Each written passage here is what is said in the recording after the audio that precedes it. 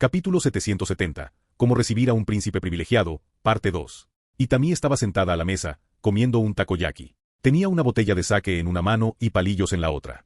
El príncipe Min notó que la mujer parecía disfrutar bebiendo y, por eso, la animó a beber más, con la esperanza de que se emborrachara y así le resultara más fácil aprovecharse de ella. Sin embargo, Itami era un caso excepcional y, al igual que Berengar, era capaz de beber grandes cantidades de alcohol sin emborracharse. Así, mientras ambos bebían, fue el príncipe Sully quien acabó intoxicándose. El hombre tenía las mejillas enrojecidas mientras bebía más sake, comiendo un tazón de ramen y un plato de takoyaki. Su mirada lasciva se hacía cada vez más evidente al contemplar el escote que se transparentaba a través del anfu de estilo tanga de Itami. Itami lo notó y comentó al respecto. Puedo verte mirando mi pecho. Siento tener que decírtelo, pero he hecho un juramento a los dioses. Solo entregaré mi cuerpo al hombre que pueda vencerme en el campo de batalla. Hombres mejores que tú lo intentaron, y ahora yacen muertos, todos y cada uno de ellos. El hombre tardó un instante en comprender lo que Itami había dicho, pero enseguida se ofendió. El príncipe se levantó de su asiento, casi derramando su bebida al hacerlo, y miró a Itami con aire de superioridad. Sin darse cuenta, al hacerlo, le hizo el juego a Itami. ¿Te crees tan superior a mí? Soy un príncipe de la poderosa dinastía Min. El poder de mi familia es tan grande que incluso tú tienes que rendir tributo a mi padre para obtener su permiso para invadir uno de nuestros otros territorios tributarios. Itami no se dejó afectar por el insulto. Técnicamente, lo que el hombre decía era cierto, pero no porque no pudiera derrotar a los Min en una guerra, sino porque con su población jamás podría reunir las fuerzas necesarias para conservar el territorio de la dinastía Min. Simplemente le resultaba demasiado engorroso. Por lo tanto, respondió con una pregunta sincera. ¿Y cuál fue la respuesta de tu padre? El príncipe, ebrio, no se percató de que Itami lo estaba sonsacando para que le diera la respuesta que buscaba desde el principio de su conversación. Una respuesta que él guardaba celosamente para poder manipularla y acostarse con ella. Por ello, actuaba con aires de superioridad, como si le estuviera otorgando a Itami el mayor regalo del mundo. Mi padre te agradece tu tributo y te recompensa otorgándote el privilegio de invadir Joseon. Itami sonrió al oír esto y asintió con la cabeza antes de despedir al príncipe por completo. Bien, entonces parece que nuestro asunto ha concluido y debo despedirme. Le permitiré hospedarse en una de las muchas posadas de la ciudad. Sin embargo, a juzgar por su mirada abiertamente lasciva, no puedo, en conciencia, permitirle alojarse en mi casa. ¿Quién sabe qué podría intentar en su estado de embriaguez? El príncipe tardó un instante en comprender lo que había hecho y el significado de las palabras de Itami. Cuando finalmente las entendió, se enfureció y llegó a levantar la mano contra Itami. Por suerte, antes de que se produjera un grave incidente internacional, uno de los diplomáticos que estaba sentado a la mesa tomó la mano del príncipe y se lo llevó, despidiéndose de Itami. Agradecemos a la honorable emperatriz su hospitalidad. Creo que sus palabras son sabias y ciertas. Nuestro príncipe ha bebido demasiado de este maravilloso sake, y lo mejor para todos sería que nos alojáramos en una posada. El príncipe fulminó con la mirada al diplomático, pero este no cedió. En cambio, le devolvió una mirada severa. Por la expresión del diplomático, era evidente quién debía estar al mando de la delegación. Tras decir esto, la delegación hizo una reverencia ante Itami antes de abandonar su palacio. Una vez que el príncipe se marchó, Itami suspiró profundamente y miró a lo lejos, pensando en la promesa que había hecho de joven. Un año después de reencarnar en este mundo, Itami se encontró con una situación problemática. Había amasado riqueza y poder para su clan, y en respuesta, el shogunato Ashikaga había enviado un representante para reclamar las tierras de su familia. En realidad, el hombre al mando de este ejército la miró y trató de abusar de ella. Ella lo mató con su propio tanto antes de que pudiera tener la oportunidad. El resultado fue una batalla contra las fuerzas Ashikaga que le costó la vida a su padre. A pesar de este revés, Itami reunió a las fuerzas de su clan y, con el poder del arquebuse, aniquiló al ejército del shogun. En el campo de batalla, cubierta con la sangre de sus enemigos, hizo un solemne juramento a los dioses. Solo permitiría que el hombre que la venciera en combate reclamara su virtud. Desde entonces, no había perdido una sola batalla y había abatido a todos sus perseguidores en combate. Lamentaba tener 20 años y seguir soltera. Itami suspiró profundamente una vez más antes de tomar otro trago y murmurar algo en voz baja en un idioma desconocido para sus seguidores. Parece que voy a ser virgen hasta el día de mi muerte, igual que en mi vida anterior.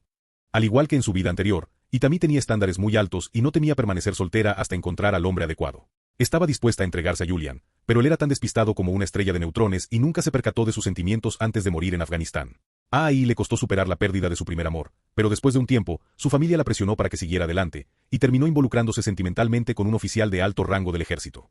Sin embargo, esa relación duró solo unas semanas, antes de que se extendieran los rumores y un acosador la asesinara a sangre fría por celos. Lo irónico de todo esto es que ni siquiera se había acostado con su novio antes de ser asesinada. Aunque la presionó para que lo hiciera, ella se negó obstinadamente hasta que él pudiera demostrar que era una pareja confiable que no la engañaría. Desconocía qué había ocurrido en ese mundo tras su muerte, pero, por cómo iban las cosas a nivel mundial, el panorama no pintaba bien.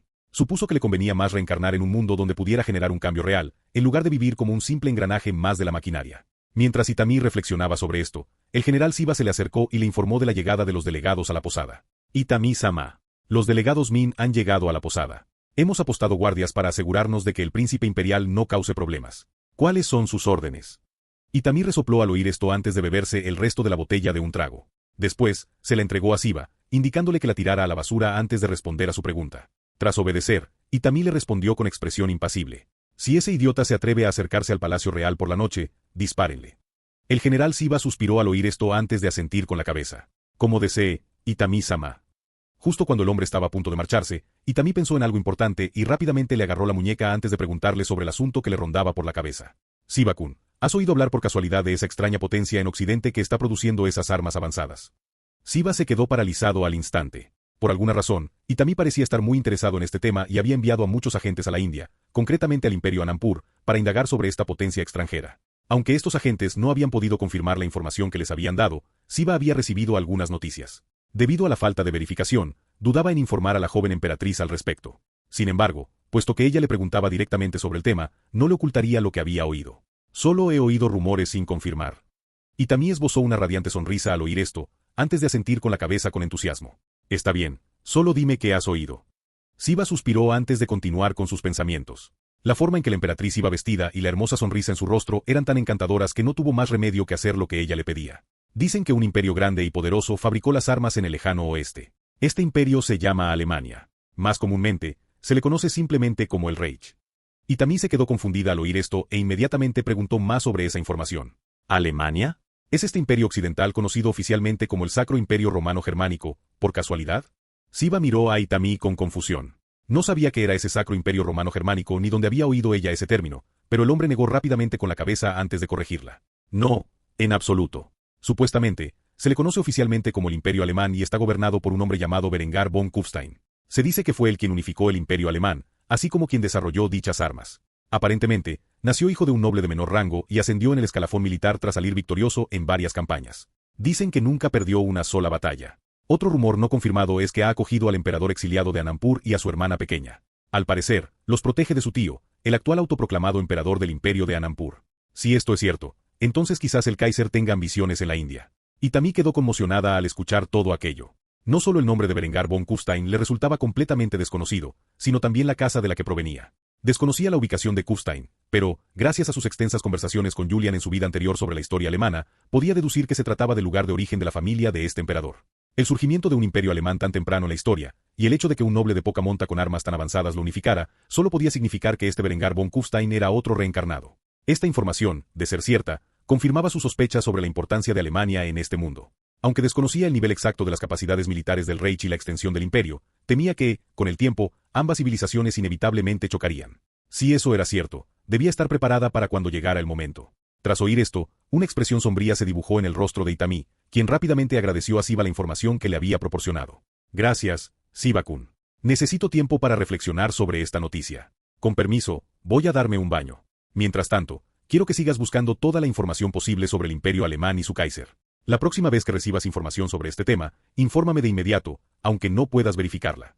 Tras decir esto, Itami se marchó y se dirigió a sus aguas termales privadas. No esperó respuesta de su general, pues la existencia de aquel emperador alemán la inquietaba profundamente. Si este hombre era realmente como ella, entonces debía prepararse para la guerra que se avecinaba. Después de todo, compartía la misma mentalidad que Berengar. Solo puede haber un reencarnado en este mundo. La existencia de otro representaba una amenaza para su propia existencia. Por lo tanto, mientras entraba en las aguas termales, Itami debatía internamente sobre la mejor estrategia para combatir esta amenaza externa. Capítulo 771. El Frente Oriental Parte 1. Vasily Georgi estaba al mando de su ejército. Según la ley húngara, técnicamente era considerado un noble de alto rango dentro del reino, pero era difícil definir su posición real en la jerarquía. Después de todo, los húngaros no tenían un sistema complejo de títulos hereditarios, a diferencia de Europa Occidental. Al menos no en ese momento. Sin embargo, en términos de riqueza y poder, era similar a un gran duque, prácticamente un monarca por derecho propio, y emparentado lejanamente con la familia real. Fue por ello que el monarca húngaro le encomendó liderar uno de los 5 ejércitos enviados a la guerra contra el Imperio bizantino. Desafortunadamente, la campaña a través de los Alpes dináricos terminó en un punto muerto, donde las fuerzas bizantinas, bajo el mando del estratega Palladio Ángel, atrincheraron sus posiciones y detuvieron todos los avances húngaros. En realidad, Georgi estaba decepcionado por su escasa contribución al esfuerzo bélico. Sin embargo, justo cuando la cruzada a Tierra Santa llegaba a su fin, Berengario el Maldito declaró la guerra al mundo católico, lo que le brindó la oportunidad de redimirse. Había estado demasiado tiempo lejos de casa como para saber que su hijo Víctor había enviado a su única hija superviviente a Kufstein. Desconociendo que su hija se encontraba en el corazón del imperio enemigo, Georgi ansiaba incendiar el Reich. El rey de Hungría no escatimó en gastos y reclutó a todos los campesinos que pudo para el ejército. Además, los equipó con armas de pólvora negra y las mejores armaduras que el dinero podía comprar. Aunque los campesinos de este ejército tenían un entrenamiento limitado en el uso de armas y tácticas de batalla, todos eran veteranos curtidos en combate tras su lucha contra los bizantinos. Por ello, Georgi creía que su ejército de 100.000 hombres arrasaría las fronteras alemanas. Al fin y al cabo, este era solo uno de los 5 ejércitos de ese tamaño, y los demás atacarían simultáneamente diferentes sectores de las defensas enemigas. La guardia fronteriza alemana estaba dispersa por todo el territorio. Sin embargo, Berengar había desplegado un número considerable de soldados alemanes del ejército para reforzar las defensas orientales. Tras varios días de reconocimiento de las líneas alemanas, Georgi encontró el lugar perfecto para atacar. En un tramo concreto de la frontera alemana, había aproximadamente una brigada de soldados apostada para defenderla, y él creía que, con su superioridad numérica, podría abrirse paso a través de la brecha y entrar en la patria. Rogaba a los otros 4 ejércitos que encontraran posiciones similares. Lo que no sabía era que Palladio no solo perseguía a su ejército, sino que el ferrocarril nacional alemán estaba terminado, y los soldados alemanes podían desplegarse con facilidad desde otros puntos de la frontera con bastante rapidez. Así pues, tras divisar la frontera alemana a lo lejos, Georgi dio la orden de marchar en esa dirección. Adelante, marcha. Sin saberlo, en el instante en que Georgi y su ejército aparecieron cerca de la frontera, un grupo de cazadores que se escondían entre la maleza cercana avistaron su ubicación e informaron rápidamente al mando más próximo con las coordenadas del ejército húngaro. ¿Cómo lo hicieron? Berengar se había asegurado de que cada equipo de cazadores contara con un radiotelégrafo portátil, que un miembro entrenado podía usar para transmitir información a las fuerzas principales. Así, tras comunicar las coordenadas del ejército húngaro al sector fronterizo que iban a atacar, el equipo de cazadores se retiró del lugar, permitiendo que se llevara a cabo el ataque de artillería que acababan de solicitar. Esto sirvió también como advertencia, lo que permitió al coronel a cargo de ese sector fronterizo pedir refuerzos. Con el estruendo ensordecedor de la artillería, los caballos de la caballería húngara se asustaron. Trotaban de un lado a otro y se encabritaban intentando derribar a sus jinetes. Sin embargo, las explosiones bastaron para desorganizar al ejército húngaro en un instante. Georgi apenas podía creer que sus tropas estuvieran siendo atacadas. Se encontraban en medio de un barranco de montaña, a más de 6 kilómetros de las defensas enemigas. ¿Cómo habían logrado atacarlo? Dado que su caballería ya no podía montar a caballo, dio una orden que jamás pensó que tendría que dar en su vida. Desmonta y carga a pie. Dios lo quiere. Tras decir esto, Georgi cargó a caballo hacia la frontera enemiga. Su ejército creyó que el hombre estaba loco, pero cuando se detuvieron, otro noble les gritó y los desafió a enfrentar sus miedos. ¿Qué sois? Un grupo de mujeres. No pueden matarnos a todas. Vámonos. Este desafío a su hombría provocó que los soldados se lanzaran suicidamente a través del fuego de artillería, lo que resultó en la muerte de miles de hombres. Sin embargo, tenían razón en una cosa, la artillería en ese sector de la frontera no fue suficiente para acabar con todos. Por desgracia, la artillería no era el menor de sus problemas. En cuanto el ejército húngaro cruzó la zona neutral, a 1000 metros de profundidad, las ametralladoras Gatling les dispararon. Milagrosamente, Georgi salió ileso, a pesar de que los hombres que lo seguían recibían los disparos como si fueran esponjas, y continuó avanzando hacia las trincheras alemanas. El hombre albergaba una gran esperanza en sus ojos, pues a pesar de las pérdidas sufridas, él y sus hombres aún podían superar las defensas fronterizas, o eso creía. Sin embargo, en el instante en que puso un pie en tierra de nadie, activó una mina terrestre. Antes de que pudiera siquiera darse cuenta de lo sucedido, la mina rebotó en los aires antes de explotar, lanzando miles de bolas de acero en todas direcciones y haciendo estallar al noble húngaro. Los proyectiles prácticamente le partieron el torso por la mitad, y murió en el acto. Cuando los defensores alemanes vieron esto, estallaron en carcajadas y lanzaron insultos al ejército húngaro, que imprudentemente se había lanzado de cabeza a un campo minado. Una vez que el enemigo cayó en su trampa, los alemanes abrieron fuego con fusiles y ametralladoras, abatiendo a quienes tuvieron la mala suerte de interponerse en su camino. La muerte del comandante húngaro conmocionó al resto de su ejército, pero desconocían la causa de su muerte. Suponían que se trataba de otro ataque de artillería, por lo que avanzaron audazmente hacia el campo minado, donde a cada paso una pobre alma desafortunada perdía la vida a manos del terror que se escondía bajo la superficie. Se desconoce la cantidad de minas terrestres que el Imperio alemán fabricó en los últimos años para garantizar la seguridad fronteriza, pero se estima que solo en el frente oriental la cifra ascendía a millones. Al fin y al cabo, eran dispositivos relativamente sencillos de fabricar, y la producción industrial alemana era enorme. Antes de que el ejército húngaro pudiera siquiera llegar a las trincheras, estas estaban siendo destruidas sin piedad. Por si fuera poco, la artillería seguía bombardeando la retaguardia, mientras que las ametralladoras Gatling y los fusiles de cerrojo de un solo disparo continuaban acribillándolos a balazos en una abrumadora lluvia de plomo. No pasó mucho tiempo antes de que los hombres del ejército húngaro estuvieran demasiado asustados para continuar su avance. Pero estaban dentro del alcance de la artillería, así que solo les quedaba una opción: seguir avanzando. Sin embargo, ¿era tan fácil? La infantería pronto se vio en apuros para abrirse paso a través del laberinto de alambre de púas que se había levantado en la tierra de nadie. Para colmo, los alemanes habían diseñado las defensas de alambre de púas de tal manera que conducían al ejército enemigo a través de una zona minada. Fue una masacre total. Los alemanes seguían vitoreando mientras disparaban sin piedad contra la infantería húngara, que estallaba a cada paso. Ver a sus camaradas volar por los aires frente a ellos tuvo un profundo impacto en la moral de quienes se habían reunido para presenciar el asalto. Un soldado, paralizado por el miedo, se arrodilló y rezó a Dios por su seguridad. Sin embargo, antes de que pudiera terminar de persignarse, una bala le atravesó el chaleco antibalas y le destrozó el cerebro. Finalmente, el ejército húngaro perdió la determinación de continuar la lucha y se retiró, pero para entonces 3/4 de sus tropas habían sido aniquiladas y seguían atrapados en un campo minado. En el instante en que comprendieron que retrocediendo lograrían el mismo resultado que avanzando, cientos de hombres simplemente se tumbaron y aceptaron su destino. No se atrevieron a mover un músculo por miedo a explotar. La absoluta desesperanza de la tierra de nadie derrotó al ejército antes incluso de que pudieran llegar a las trincheras. En cuanto a los alemanes, nunca se cansaron de disparar y continuaron abriendo fuego contra el enemigo hasta que la tierra de nadie se convirtió en un mar de cadáveres. Los 5.000 hombres que defendían este sector de la frontera ni siquiera necesitaron los refuerzos que habían solicitado, pues el inmenso océano de minas terrestres había hecho el trabajo por ellos. Esto sería una escena común durante la guerra germano-católica. Berengario tenía una razón de ser en la seguridad fronteriza. No se trataba de impedir la entrada de refugiados e inmigrantes ilegales, sino de ejércitos enteros. ¿Quién se atrevería a cruzar la tierra de nadie que rodeaba la patria? Solo un insensato o un loco se arriesgaría a semejante hazaña. La muerte de Vasil y Georgi, junto con una quinta parte del ejército húngaro, tendría consecuencias nefastas en el frente oriental. Sin embargo, quizás el acontecimiento más importante derivado de esta inmensa pérdida de vidas fue que la joven Vasil y Noemi había perdido a su padre en esta carga suicida. Al enterarse de la muerte de su padre, Noemi desobedeció las órdenes de Linde y buscó consuelo en Hans. Después de todo, necesitaba a su querido hermanito para superar su dolor. Capítulo 772. Contramedidas contra la amenaza en Occidente. Itami se encontraba en la intimidad de sus aposentos. Vestía únicamente una bata de seda, y su cabello blanco como la nieve brillaba con el agua. Por quinta vez en las últimas 48 horas, acababa de salir de sus aguas termales privadas. Se sentía afortunada de poder disfrutar de tal lujo, ya que le ayudaba a sobrellevar el estrés que estaba sufriendo. Tras descubrir que existía otro reencarnado en Occidente llamado Berengar von Kufstein, y que su imperio posiblemente era tan avanzado como el suyo, Itami sufría de migrañas frecuentes, un síntoma común cuando estaba especialmente estresada. Desconocía quién era Berengar von Kufstein, cómo era su personalidad o hasta dónde llegaban sus ambiciones. Sin embargo, ya intuía que si el Reich era tan avanzado como su imperio, representaba una amenaza significativa no solo para su gobierno, sino para su propia existencia. Dado que existía un estado tan poderoso al otro lado del mundo que podía desafiarla, debía acelerar sus planes para invadir Corea, Hokkaido y el reino de Ryukyu. Después de todo, Alemania contaba con abundantes reservas de hierro, algo que a ella le faltaba gravemente. Lo que significaba que probablemente ya poseían buques acorazados, cuya construcción no podía permitirse en ese momento.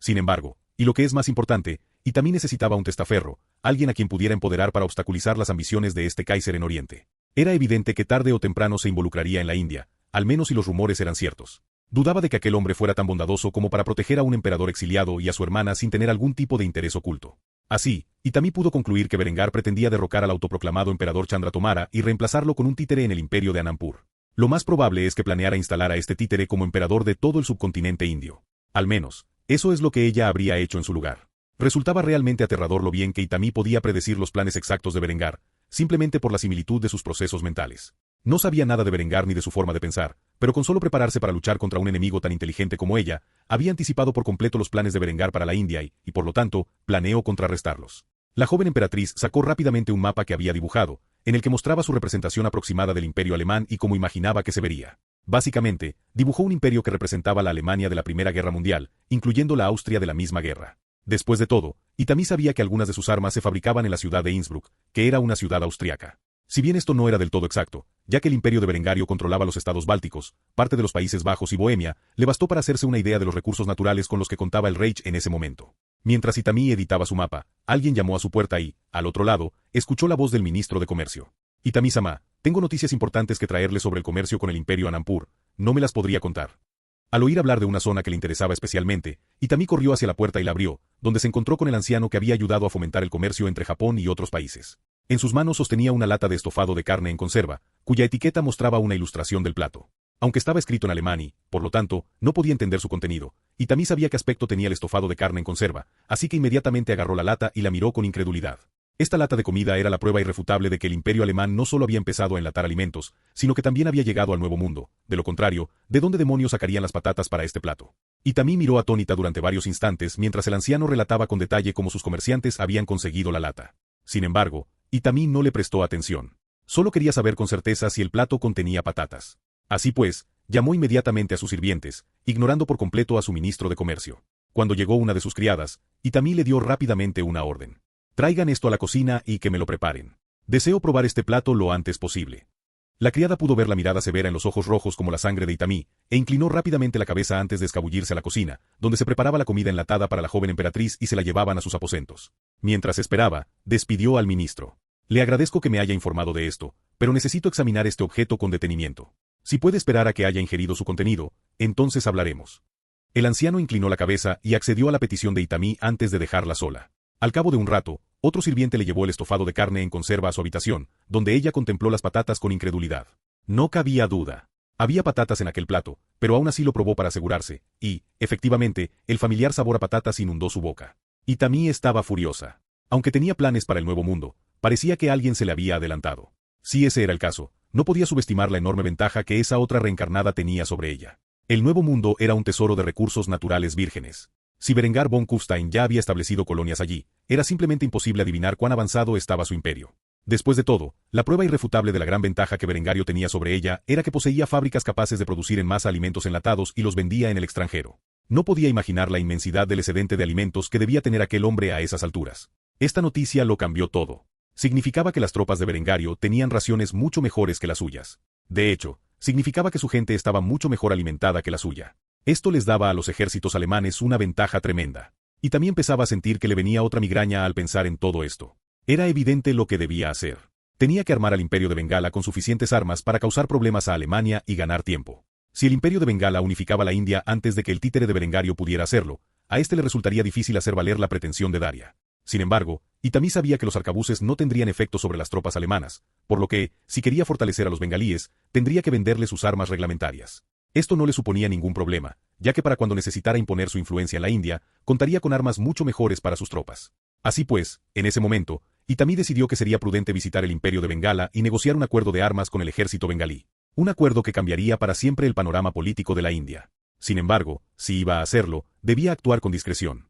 Itami debía asegurarse de que las armas no pudieran ser rastreadas hasta ella. El peor escenario posible sería que Alemania descubriera su existencia y le declarara la guerra antes de que estuviera preparada. Por ello, decidió fabricar una nueva línea de armas de diseño extranjero, utilizando la escritura de Banagari para sus marcas. Tras sopesarlo detenidamente, Itami eligió el rifle Marlin de 1881, calibre 45 a 70 Government. La razón de su elección radicaba en que, sinceramente, desconocía el poderío militar del ejército alemán y, por ello, deseaba un rifle de repetición para mayor seguridad. Sin embargo, dado que en ese momento solo podía fabricar armas de pólvora negra, sus opciones de rifles de repetición eran extremadamente limitadas. También planeaba modificar las ametralladoras Gatling que estaban en producción para que utilizaran el cartucho .45 a 70 y venderlas al ejército de Bengala. Además, planeaba introducir un revólver Colt Single Action Army de 1873, calibrado para el cartucho .45 Long Colt, como arma de mano. ¿Y qué hay de los cañones Armstrong que su ejército utilizaba actualmente como artillería? Eran de diseño británico y no había forma de vincularlos con Japón, siempre y cuando se asegurara de que las marcas en estos cañones estuvieran en Devanagari. Así, Itami pasó otra noche en vela preparando sus contramedidas contra Berengar von Kufstein y su ejército alemán. Cuando las tropas alemanas finalmente entraran en la India, se sorprenderían al ver el poderío militar del ejército de Bengala. O eso creía Itami. La realidad era que, mientras Itami investigaba el imperio alemán, había dejado huellas de su presencia. Al fin y al cabo, el comercio entre India y Japón no debía ser muy extenso en aquella época. Cuanto más interfiriera en la región, más llamaría la atención de la reina araña del Reich, cuyos agentes vigilaban de cerca el imperio de Anandpur en todo momento. Capítulo 773. La invención de la radio bidireccional. Mientras Berengario y su ejército estaban en guerra, los científicos e ingenieros del Reich trabajaban arduamente desde la seguridad de la patria. Su labor consistía en investigar nuevas tecnologías y desarrollar nuevos métodos no solo para la guerra, sino también para el progreso de la civilización. En el Departamento de Investigación y Desarrollo de la Real Armería de Kufstein, trabajaba un joven científico especializado en radiocomunicaciones. Desde hacía algún tiempo, este joven, conocido como Richard Vanwards, trabajaba con su departamento para mejorar el radiotelégrafo que Berengar había inventado, el cual era utilizado por el gobierno alemán y constituía el principal medio de comunicación dentro de las fronteras del Reich. Si bien el radiotelégrafo fue un invento útil que ayudó a transmitir información a través del vasto territorio del imperio, tenía varias desventajas, entre ellas el tiempo que tardaba en transmitir la información. Recientemente, Richard ayudó a desarrollar el radiotelégrafo portátil, que se utilizó de forma limitada entre los Jaegers y los Jagdkommandos. Sin embargo, este método de comunicación entre las unidades desplegadas en el campo y el cuartel general del mando resultó problemático. La falta de comunicación instantánea entre los Jaegers y el cuartel general se estaba convirtiendo en un problema en el campo de batalla, especialmente en lo que respecta a los ataques de artillería y la transmisión de información. Se tardaba bastante en transcribir la información necesaria para informar sobre la posición del enemigo. Por ello, la artillería no era tan efectiva como podría haber sido. Richard intentó solucionar este problema ideando un método para utilizar la comunicación verbal a través de ondas de radio. Había estado trabajando intensamente en este proyecto junto con su amigo y colega investigador en su tiempo libre, y juntos, ambos científicos, utilizaron diferentes tecnologías que aún estaban siendo investigadas por otros departamentos. Sin embargo, tras concluir su investigación sobre el radiotelégrafo portátil, Reichard pasó a dedicarse a tiempo completo a este proyecto. Hoy, el joven científico finalmente lograría un gran avance en sus esfuerzos. Para crear la radio bidireccional, Reichard primero necesitaba utilizar teléfonos. Por suerte para él, otra división ya estaba investigando y desarrollando dicha tecnología, al menos en lo que respecta a las comunicaciones por cable. Gracias a la forma en que el Reich gestionaba su investigación y desarrollo, lo único que tenía que hacer era presentar una solicitud a ese departamento, junto con una explicación detallada de por qué necesitaba su investigación, y se veían obligados a entregársela. Berengario había establecido un sistema de investigación y desarrollo en todo su imperio que priorizaba los objetivos colectivos del Reich sobre los derechos individuales de propiedad intelectual. Por ello, toda la información se compartía libremente entre los científicos empleados por el Reich. En teoría, si Reichard pudiera demostrar la necesidad de información del Departamento de Química, podría solicitar acceso a sus investigaciones clasificadas, y de ser aprobada la solicitud, las tendría en sus manos en pocos días. Esto es precisamente lo que hizo para obtener la tecnología de baterías que utilizó en este proyecto. Tras numerosos experimentos con las radiocomunicaciones, Reichard había descubierto el espectro VHF-FM e incluso había creado un prototipo de radio bidireccional con el que estaba experimentando. Este era uno de los dos prototipos existentes. El otro se encontraba en manos de otro investigador que trabajaba en un laboratorio diferente dentro del mismo edificio. Una radio bidireccional utilizaba un transmisor, un receptor y una antena de FM. Su prototipo actual se alimentaba con una batería de níquel-cadmio de 5 voltios y utilizaba el espectro VHF. Tras acordar una única frecuencia para comunicarse, Reichard pulsaba el botón de pulsar para hablar que había creado y hablaba por el micrófono integrado en sus auriculares experimentales. Probando. 1, 2, 3. Soy Reichard Van Wartz. ¿Me oyes, Kurt? Durante varios instantes, solo se escuchó estática al otro lado de la línea, lo que provocó que Reichard suspirara de resignación. Sin embargo, justo cuando estaba a punto de quitarse los auriculares y volver a empezar, escuchó una voz familiar que lo llamaba. Te escucho alto y claro, Reichard. Enhorabuena, tu invento es un éxito. No quiero adularte demasiado, pero esta tecnología tuya tiene el potencial de cambiar el mundo. Reichard no pudo contener su emoción, saltó de su silla y alzó el puño en señal de victoria. Después de tanto esfuerzo, por fin tenía un prototipo funcional. Tras un momento de calma, volvió a sentarse y pulsó de nuevo el botón de comunicación. Entendido. Espero con interés trabajar con ustedes para perfeccionar esta tecnología. Tras decir esto, se recostó en su silla y exhaló profundamente. La adrenalina que corría por sus venas no le permitía calmarse. En cambio, se llenó de energía al pensar en las diversas aplicaciones prácticas de esta tecnología. La comunicación instantánea entre unidades militares era solo el principio. Sabía que las radiocomunicaciones no tenían límites. Por supuesto, no comprendía hasta qué punto se podía aplicar esta tecnología, pero tenía un gran deseo de averiguarlo. Tras unos instantes, su compañero investigador, Kurt, irrumpió en la habitación. Lucía una sonrisa de entusiasmo mientras sostenía 2 cervezas. Le ofreció una a Reichard y chocaron las botellas antes de abrazarlo. Cuando el Kaiser se entere de lo que hemos hecho hoy aquí, pueden estar seguros de que seremos recompensados por nuestros esfuerzos. Ya me lo imagino. Un título nobiliario, tal vez una orden del mérito. Nuestros nombres pasarán a la historia por esto.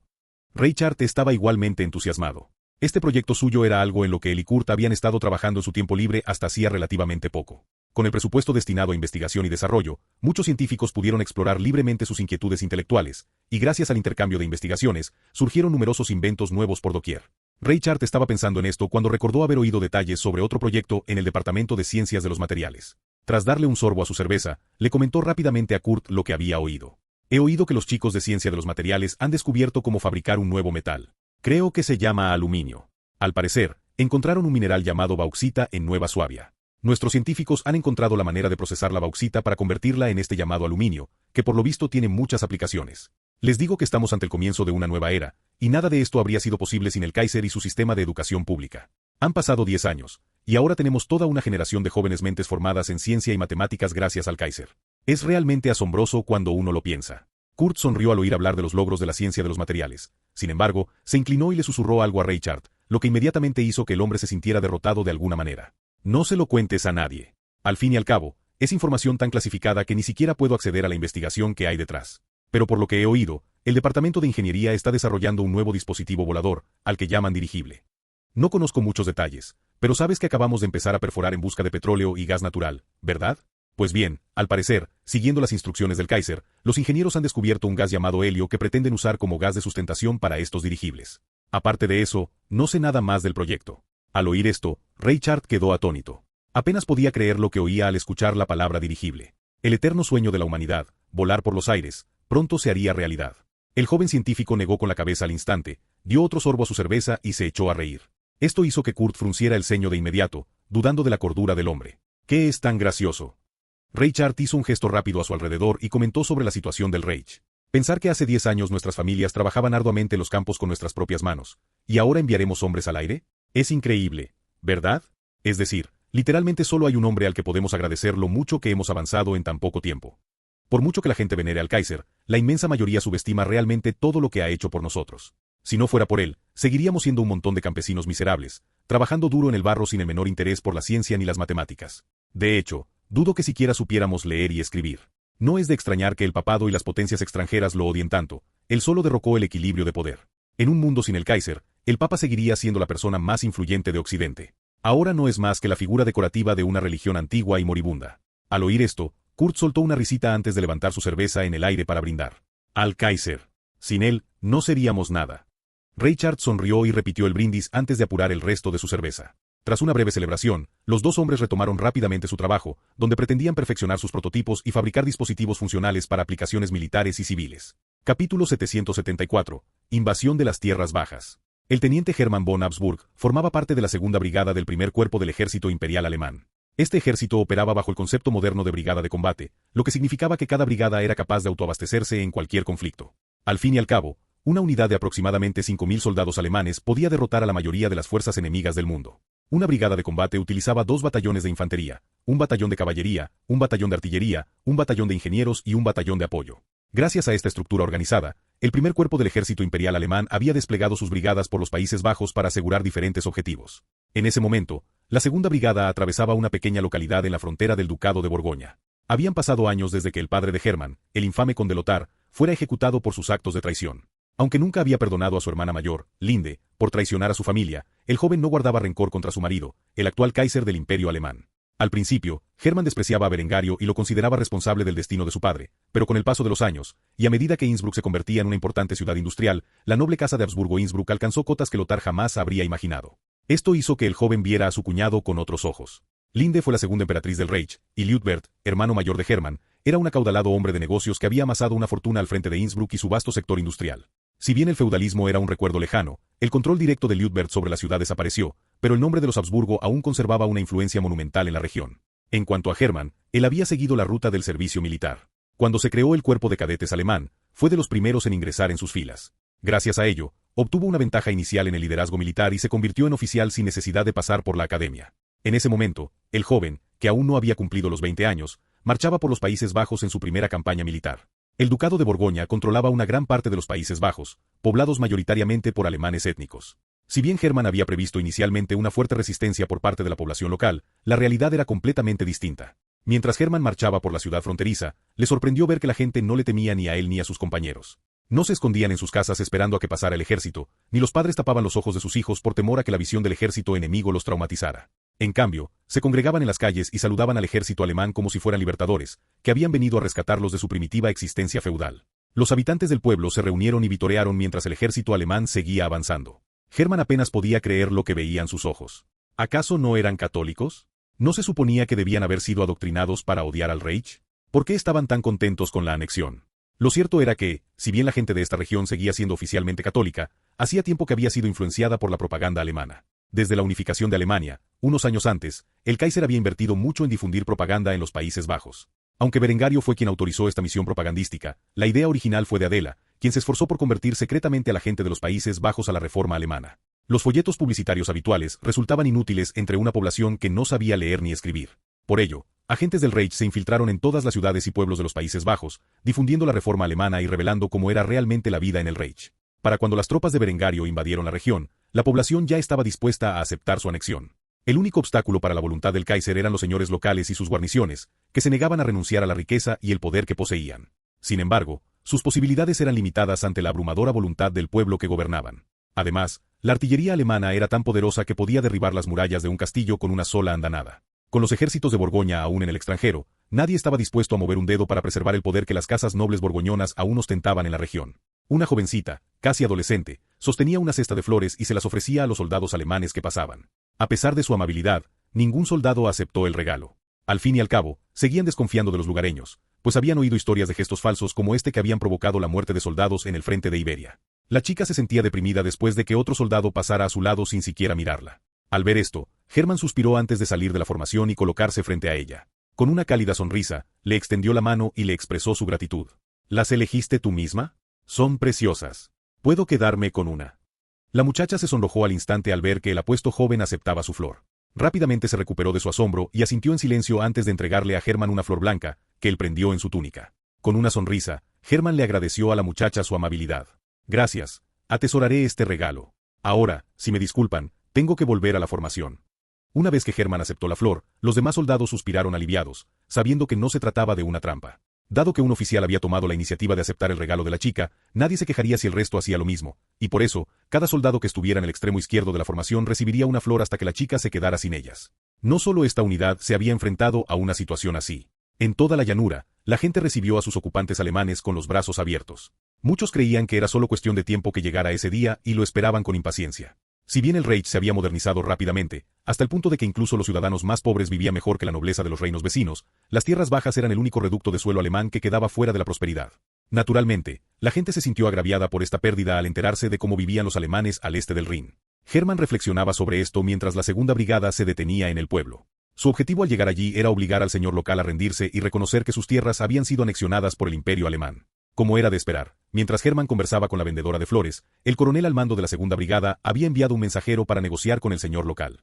Como el bárbaro que era, el señor feudal reaccionó a las exigencias alemanas, decapitó al mensajero y arrojó su cabeza por encima de las murallas. En cuanto se derramó sangre alemana en suelo extranjero, se acabó la tregua y el batallón de artillería rápidamente emplazó sus cañones fuera de las murallas del castillo.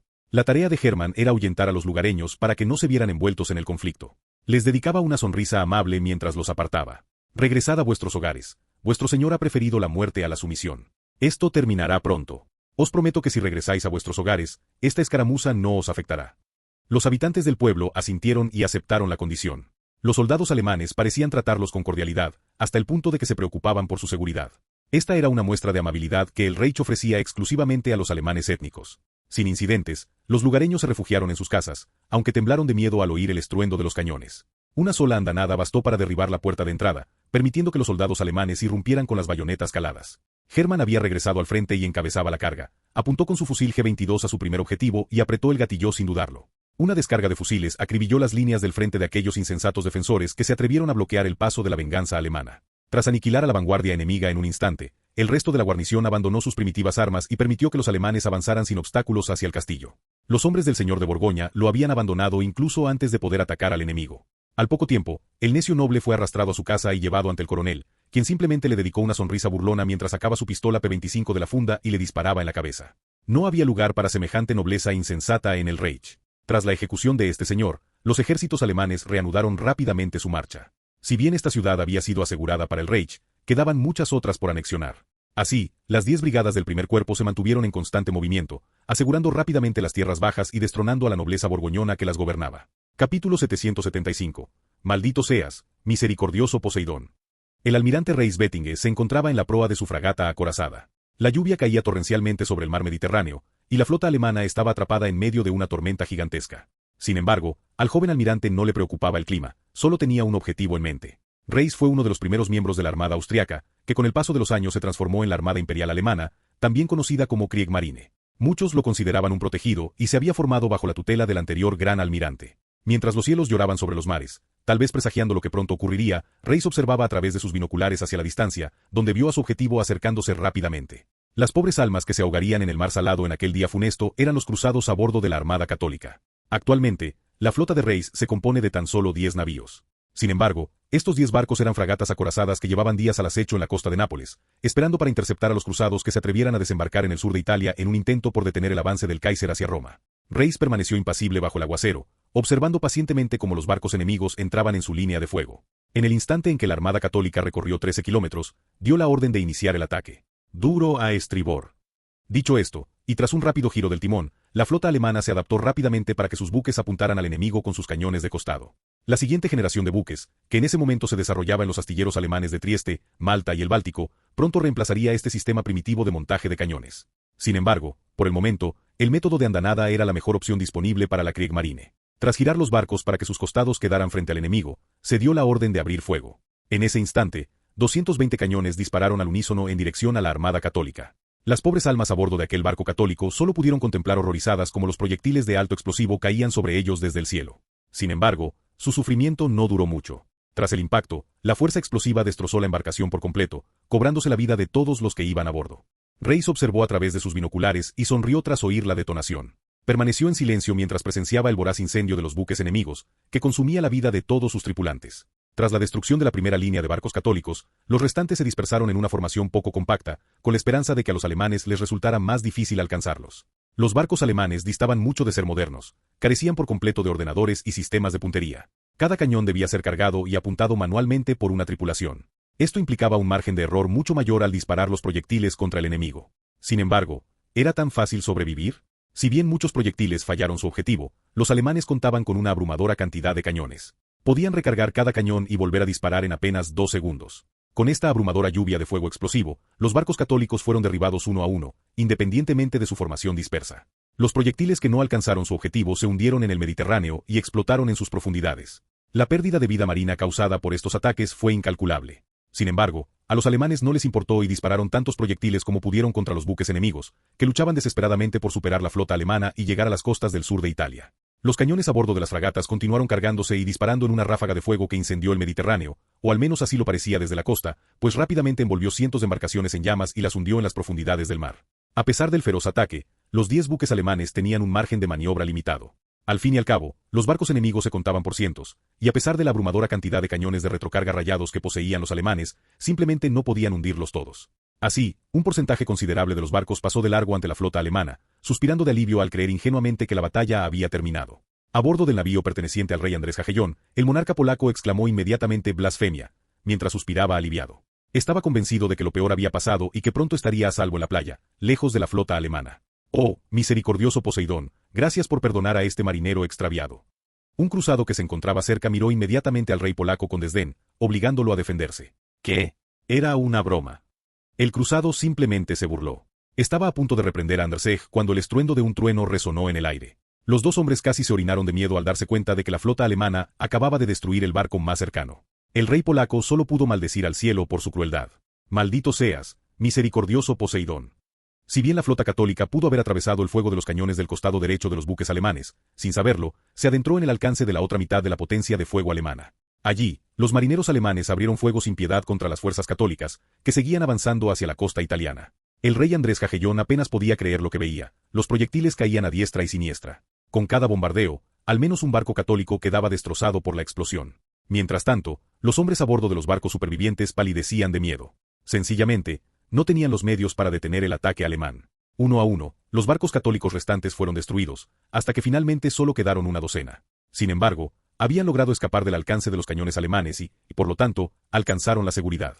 Andrzej cayó de rodillas inmediatamente al tocar tierra su barco. Los católicos temían tanto la persecución alemana que vararon sus embarcaciones, sin querer tomarse el tiempo necesario para fondearlas correctamente en la bahía. De los cientos de barcos en los que los cruzados se habían embarcado hacia Italia, apenas sobrevivieron una docena. Andrzej no era el único con el estómago revuelto. Muchos hombres se lanzaron a la playa, donde vomitaron sobre la arena. Apenas podían creer que hubieran sobrevivido al ataque alemán. Si la armada alemana tenía una ventaja tan monumental, ¿a qué se enfrentarían cuando finalmente se encontraran con el ejército alemán en el campo de batalla? Después de todo, los alemanes eran conocidos principalmente por su capacidad en la guerra terrestre. Si habían avanzado tanto con su armada, la capacidad del ejército alemán era simplemente inimaginable. Al reflexionar sobre este temor, Andrzej comprendió que no había ninguna esperanza de victoria y, por ello, decidió tomar lo poco que quedaba de su ejército y regresar a Polonia, donde planeaba ser un rey bueno y obediente con sus vecinos alemanes. No pudo evitar expresar en voz alta los pensamientos que rondaban por su cabeza. Me rindo. ¿Me oyes, Berengario? Polonia se rinde.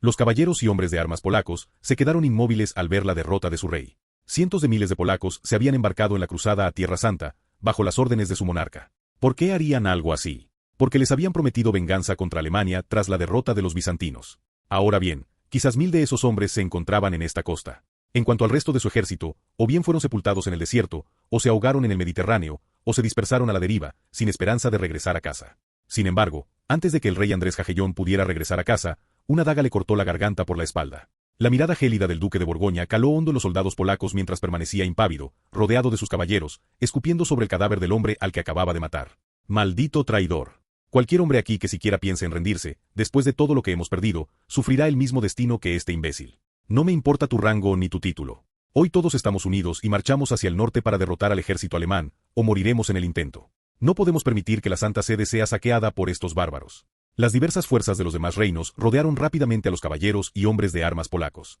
No tenían ninguna posibilidad de vengar a su rey. Finalmente, se vieron obligados, bajo amenaza de muerte, a marchar contra el ejército alemán. Capítulo 776. Encuentro con el emperador de Bengala, parte 1. Itami estaba arrodillada sobre un cojín en el interior de su mayor buque de guerra. Su larga cabellera blanca como la nieve caía sobre su espalda, peinada con elegancia. Para esta reunión, se había vestido con un sari de seda rojo sangre. Como mujer, disfrutaba vistiéndose elegantemente para ocasiones especiales, sobre todo para visitas diplomáticas, donde solía lucir la moda de la cultura con la que negociaba. En un día normal, la joven emperatriz simplemente se recogía el cabello en una coleta y se vestía con ropa de hombre. Siendo sincera consigo misma, prefería la practicidad de la ropa que usaba el sexo opuesto. Precisamente por este gusto utilitario, muchos de los hombres bajo su mando consideraban que le faltaba belleza. No es que Itami no fuera hermosa cuando no se esforzaba por su apariencia. Simplemente, a los hombres les resultaba poco atractivo que se vistiera con ropa del sexo opuesto y que no usara cosméticos. Tras la introducción del maquillaje moderno en el Imperio japonés, las mujeres de Japón alcanzaron un nuevo nivel de atractivo. Así, en comparación con otras mujeres hermosas de Japón que siempre usaban maquillaje y kimonos, se la consideraba una belleza de segunda categoría. Sin embargo, en las raras ocasiones en que Itami se esmeraba en su apariencia, se transformaba rápidamente en la mujer más deslumbrante del lugar. Su belleza volvió a lucir en todo su esplendor mientras esperaba pacientemente a que su barco llegara a las costas del Imperio de Bengala. Después de todo, Itami había descubierto que tener un rostro bonito siempre hacía que sus negociaciones terminaran a su favor. Según su experiencia, los hombres eran criaturas necias que, al ver una cara bonita y un buen par de pechos, harían cualquier sacrificio con tal de acostarse con la mujer a la que pertenecían. Por suerte para Itami, ella estaba bendecida con ambos atributos, lo que facilitaba enormemente las negociaciones con gobernantes extranjeros. Aunque Itami jamás se atrevería a seducir a un hombre para lograr sus objetivos, sabía que con solo ser guapa y amable, la mayoría caerían rendidos a sus pies. Al fin y al cabo, ¿a qué hombre no le gustaba ser bien tratado por una belleza extranjera? Bueno, cualquier hombre excepto uno. Mientras pensaba en cómo manipular al emperador de Bengala para convertirlo en su marioneta, recordó todas las oportunidades que había tenido para que Julian se fijara en ella en su vida pasada. Sinceramente, nunca supo si aquel hombre era gay, ingenuo o simplemente un pedófilo. Olvídalo. Ella sabía que Julian no era gay porque había visto su historial de navegación cuando él no prestaba atención, y cualquier pornografía que viera en su tiempo libre siempre incluía a una mujer. Cuando un hombre vive solo, no se preocupa por usar el modo incógnito ni por borrar su historial de navegación. Esa era una lección que había aprendido de Julian. Mientras Itami reflexionaba sobre el pasado, su barco atracó en los muelles de la ciudad portuaria más grande del Imperio de Bengala. En este mundo, el Islam nunca se había extendido a la India ni al este de Asia.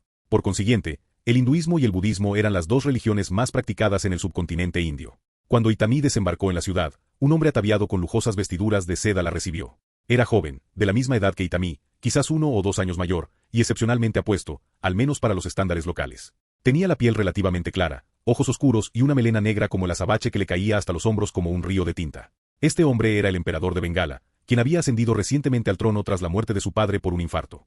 Le bastó una mirada a la emperatriz japonesa para enamorarse perdidamente de ella. Se acercó rápidamente y, descaradamente, la abrazó. Emperatriz Itami, es un gran placer darle la bienvenida a mi imperio. Veo que los rumores sobre su belleza eran ciertos. Debo decir que jamás en mi vida había visto a una mujer tan hermosa. El intérprete de Itami tradujo las palabras del hombre, lo que provocó que la joven emperatriz esbozara una sonrisa forzada en sus labios color cereza mientras aceptaba el cumplido, pero rechazó el abrazo del hombre, hablándole en cambio como si fuera un igual. Emperador Asasarcar, le agradezco de antemano su hospitalidad. Como prometí, he traído la mercancía. ¿Hablamos de negocios durante el almuerzo? Después de todo, me muero de ganas de probar la gastronomía local. El hombre no dejó que la distancia que Itami mantenía le arruinara el ánimo. Que ella estuviera dispuesta a cenar con él tan pronto después de conocerse era, a su parecer, una buena señal. En realidad, Itami simplemente estaba harta de la comida del mar y quería comer algo fresco. Le ayudaba el hecho de que en su vida anterior le hubiera gustado la comida india. Aunque desconocía cuántos de esos platos típicos existían en la actualidad. Los dos avanzaron con sus guardias, mientras los infantes de marina de Itami aseguraban los artículos a bordo del barco. Ella no entregaría la mercancía para su inspección hasta que llegaran a un acuerdo sobre las condiciones de venta. Siendo sincera consigo misma, Itami estaba menos interesada en obtener ganancias y más en convertir al ejército de Bengala en su aliado contra el imperio alemán en Occidente. Asa condujo a Itami al palacio, donde sus sirvientes se apresuraron a preparar la comida. En lugar de un manjar local, como Itami esperaba, vio un cuenco lleno de sopa enlatada, importada del imperio alemán. Su decepción fue inmensa y expresó su descontento con el plato. Esto es lo que eliges servir a tus invitados. Asa ya se había comido una cucharada de la sopa enlatada con una sonrisa de satisfacción. Cuando Itami le recriminó su actitud, se quedó atónito. En los territorios fuera del Reich, la comida enlatada se consideraba un manjar al alcance solo de la nobleza. De hecho, incluso en la India, el prestigio de los productos alemanes se había convertido en un símbolo de estatus. No podía creer que su invitado estuviera descontento con una comida tan cara. Naturalmente, Itami pertenecía al siglo XXI, o al menos era una reencarnación de alguien de esa época, y por eso, la idea de comer comida enlatada en una visita diplomática no solo era ridícula, sino directamente ofensiva. A su parecer, la comida enlatada era algo que se comía cuando uno era demasiado perezoso para preparar una comida decente, no tenía ninguna habilidad para cocinar o era tan pobre que era lo único que podía permitirse. Definitivamente no era algo que la élite adinerada consumiera. Asa observó la expresión estupefacta de Itami y rápidamente le preguntó si no era de su agrado. Se dio cuenta de que la mujer tal vez no tenía contacto con Alemania, ya que su imperio estaba muy lejos, y creyó que el concepto de comida enlatada simplemente le resultaba ajeno. Esta sopa se prepara en una tierra lejana al oeste. Es de una calidad excelente y fácil de hacer. Aquí, en el Imperio de Bengala, solo podemos conseguir una cantidad limitada, por lo que, naturalmente, se ha convertido en un plato popular entre la nobleza. ¿No es de su agrado? Itami tardó un instante en comprender que aquel reencarnado extranjero tuviera tanta influencia en este mundo que otros países consideraban su comida enlatada, que sin duda utilizaba para alimentar a los pobres de su país y como raciones para su ejército, un manjar supremo. No pudo evitar apoyar la frente en la palma de la mano y suspirar antes de maldecir el nombre de Berengar en su lengua materna. Como era de esperar, el emperador de Bengala no la entendió, y por ello, Itami utilizó un traductor para transformar sus palabras, de una maldición a una pregunta. No quiero ofender, pero ¿le importaría servirme algo de comida fresca? Por alguna razón, esto me resulta muy poco apetecible. El emperador de Bengala se dio cuenta de que de alguna manera había ofendido a la bella extranjera y rápidamente ordenó a sus sirvientes que le prepararan un manjar local. Al oler la comida que se estaba cocinando, Itami volvió a sonreír antes de preguntarle inmediatamente al hombre que sabía sobre el imperio alemán y su Kaiser. ¿Qué sabes de este Berengar von Kufstein? He oído rumores sobre él, pero lo que sé es poco. Dado que claramente tienes relaciones comerciales con él, seguramente podrás informarme sobre su personalidad. Naturalmente, después de que Berengar anunciara al mundo que el imperio Anampur, exiliado, y su hermana estaban bajo su protección, las diversas potencias del subcontinente indio comenzaron a buscar información sobre el Kaiser y sus capacidades. Con la apertura del paso del Kaiser, el comercio floreció entre Alemania e India, y gracias a ello, los distintos estados indios aprendieron bastante sobre la vida en el Reich. Como era de esperar, se escandalizaron al oír los rumores sobre la patria. Así pues, Asa no tardó en contar lo que había averiguado. Las siguientes palabras del emperador de Bengala tendrían, sin saberlo, un gran impacto en el futuro de este mundo. Un impacto provocado simplemente por su deseo de acostarse con Itami. Capítulo 777. Encuentro con el emperador de Bengala, parte 2. El emperador de Bengala se aclaró la garganta antes de responder a la pregunta de Itami. Mientras hablaba, planeó deliberadamente omitir las cosas buenas que había oído sobre Berengar. ¿Por qué haría esto? Porque se dio cuenta de que Itami estaba muy interesada en el Kaiser, tanto que si escuchaba los aspectos positivos de su carácter, podría enamorarse perdidamente de él. Después de todo, Asa había oído los rumores de que Itami buscaba a un hombre capaz de derrotarla en batalla, y si alguien en el mundo podía lograrlo, sin duda era Berengar. Lo último que necesitaba en sus intentos por conquistarla era que se enamorara de otro hombre. Así pues, con una expresión sombría en el rostro, introdujo su largo discurso sobre el Kaiser con una advertencia, por si acaso algo de lo que decía resultaba ser falso más adelante. Si bien es cierto que he comenzado a comerciar con el Reich, especialmente después de que incluyeran al imperio de Anampur en la lista negra como socio comercial importante, no hace mucho que los alemanes abrieron el paso del Kaiser, así que lo que sé es principalmente de oídas. Antes de que el hombre pudiera continuar, Itami se apresuró a preguntarle qué quería decir con esa afirmación. Un momento, ¿qué es este pase del Kaiser? Asa miró a Itami con cierta sorpresa. La apertura del paso del Kaiser era un acontecimiento trascendental para la India, y esperaba que la legendaria diosa de la guerra de Japón ya lo supiera. Rápidamente le explicó con todo detalle qué era el canal antes de continuar intentando distorsionar la perspectiva de Itami sobre Berengar. El paso del Kaiser es el nombre de un gigantesco canal construido recientemente en Egipto. Permite el comercio marítimo entre Oriente y Occidente. Gracias a él, la navegación alemana ha llegado recientemente al subcontinente indio, y viceversa. Sin embargo, su construcción es reciente, por lo que mi conocimiento sobre este imperio en Occidente es limitado. Itami quedó atónita al oír esto. ¿Cómo había logrado Berengario construir el canal de Suez en el año 1426 después de Cristo? Era innegable. Si Alemania había sido capaz de semejante hazaña, probablemente había superado el nivel tecnológico de su país por varias décadas. Esto, naturalmente, despertó aún más su interés por el hombre responsable de la construcción del paso del Kaiser. Así pues, no tardó en preguntarle por él. Lo entiendo. ¿Qué decías del Kaiser antes de que te interrumpiera? Asa tomó un sorbo de su té antes de retomar el hilo de sus pensamientos. Acto seguido, se apresuró a contarle a la bella japonesa todo lo negativo que había oído sobre Berengar. Lo que puedo decirle sobre el Kaiser es que los vecinos del imperio alemán lo consideran un tirano sanguinario, un belicista y un hereje que ascendió al poder mediante una serie de sangrientas campañas y asesinatos políticos que causaron un sufrimiento y una muerte interminables. No dudan en hablar de su desprecio por la vida humana y de su disposición a masacrar ciudades enteras con tal de lograr la victoria en la guerra. Al parecer, domina el uso del terror como arma, empleándolo para someter a quienes se rebelan contra su reinado. He oído que el Kaiser trata a sus aliados como esclavos, e incluso ha llegado a colocar a uno de sus hijos en el trono de un reino aliado, convirtiéndolo de facto en su marioneta.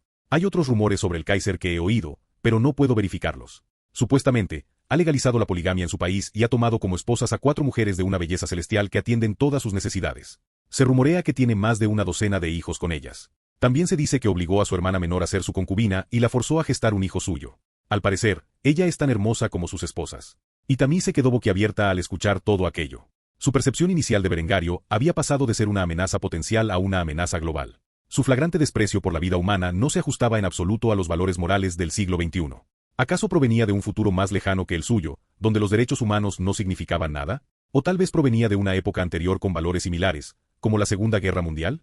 Eso explicaría su indiferencia ante los daños colaterales en su afán de victoria. Quienquiera que fuera este hombre, era sin duda un psicópata sanguinario que no se detendría ante nada para lograr sus objetivos. Sin embargo, lo que más le molestaba a Itami de su sombrío rival era que tuviera 4 hermosas esposas y una concubina. ¿Cómo podía ese canalla tener 5 mujeres preciosas a su lado, cuando ella misma ni siquiera había encontrado un hombre digno con quien casarse?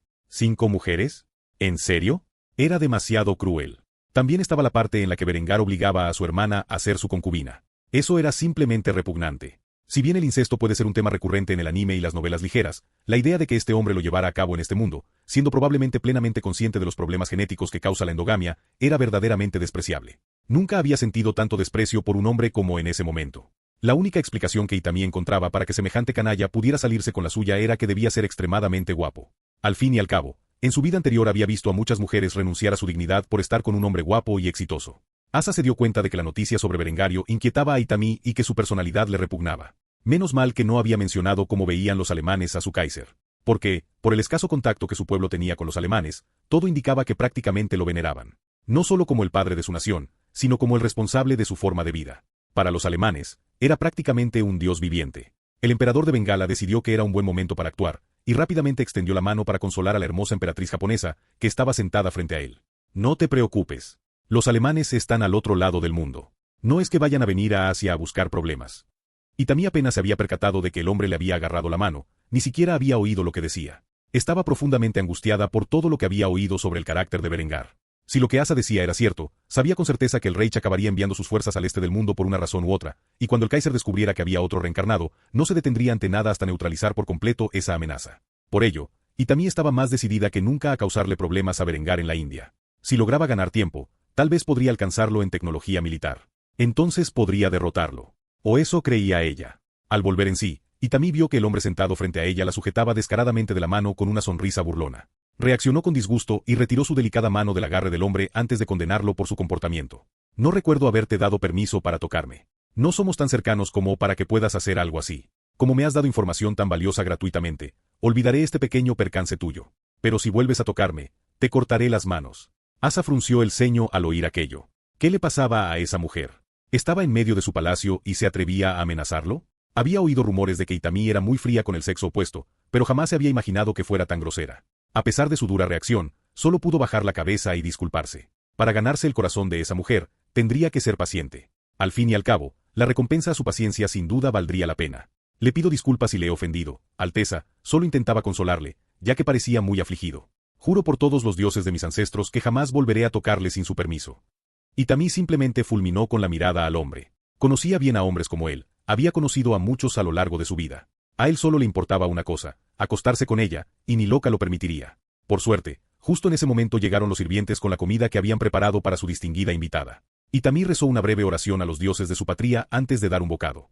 En cuanto a lo que vendría después, tendría que negociar con ese emperador pervertido la venta de armas y municiones a su ejército, mientras seguía evitando sus intentos de acostarse con ella. Capítulo 778. La marcha a Roma. Berengario se encontraba en la frontera entre el reino de Lombardía y el reino de Nápoles. Con su monocular, observó las defensas que Lombardía había establecido y contempló al ejército napolitano, que permanecía gélido en sus fortificaciones, demasiado temeroso del ejército alemán que se había congregado más allá de sus fronteras como para siquiera mostrar sus rostros. Mientras el reino de Nápoles se encontraba solo en su guerra contra el ejército alemán tras perder sus refuerzos en el Mediterráneo, una unión de 4 ejércitos se había formado al otro lado de la frontera con un único propósito: acabar con la tiranía del papado. 2 divisiones de soldados bizantinos, al mando del protegido de Paladio, se encontraban junto a Berengario.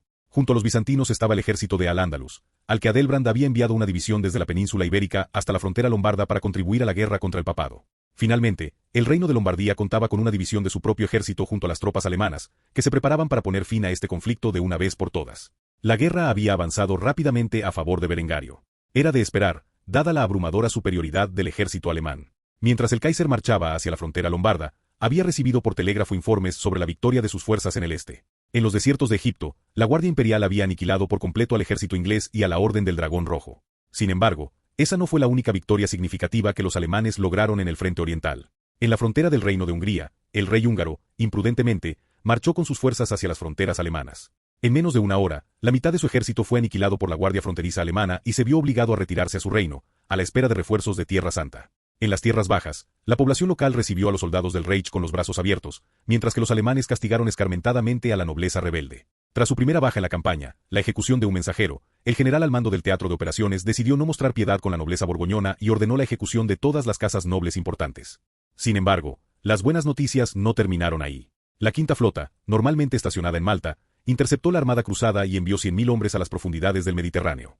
Con esto, los refuerzos que debían proteger Roma fueron aniquilados antes de que Germania y sus aliados pudieran siquiera marchar sobre la ciudad. Con los barcos católicos hundidos en el fondo del Mediterráneo, los cruzados que aún permanecían atrapados en Tierra Santa no tenían forma de regresar a casa. Por ello, el recién establecido reino de Jerusalén se vio obligado a acoger a cientos de miles de refugiados, algo que simplemente no podía hacer. Al final del conflicto, los cruzados atrapados en Tierra Santa se dispersarían y se convertirían en un problema para los reinos vecinos como bandidos, o simplemente morirían de hambre. Quizás algunos de sus guerreros más electos serían elegidos para quedarse y servir como miembros del ejército de Jerusalén. El mundo católico había vaciado sus campos para proporcionar el número de soldados necesarios para sus insensatas cruzadas. Ahora, un gran porcentaje de ellos yace muerto, y el resto se encuentra aislado o defendiendo el escaso territorio que Alemania aún podía conquistar. Tan rápido como había comenzado la guerra, también estaba llegando a su fin. Sin duda, la pérdida de la clase campesina en el mundo católico durante este conflicto afectaría gravemente su capacidad para producir alimentos para su población. Tras la guerra, los reyes católicos dependerían por completo del comercio con Alemania para sobrevivir. Sus economías quedarían devastadas y les llevaría décadas, si no siglos, recuperar su independencia. Berengario llevaba años preparándose para esta guerra y casi sentía vergüenza de que fuera a terminar tan pronto. Sin embargo, no había nada que pudiera hacer para cambiarlo. A menos que decidiera adoptar una postura completamente defensiva y esperar a que el enemigo marchara hacia sus fronteras. No obstante, tal acción sería una insensatez, y después de todo lo que el enemigo había presenciado en el frente oriental, dudaba que continuaran sus intentos de invadir la patria. Los cruzados, armados únicamente con arcabuces y cañones de avancarga, tenían limitaciones. Alemania contaba con el poderío de la artillería de largo alcance y las ametralladoras. Con estas armas, unos pocos miles de hombres podían defender un sector de la frontera contra un ejército 10 veces mayor.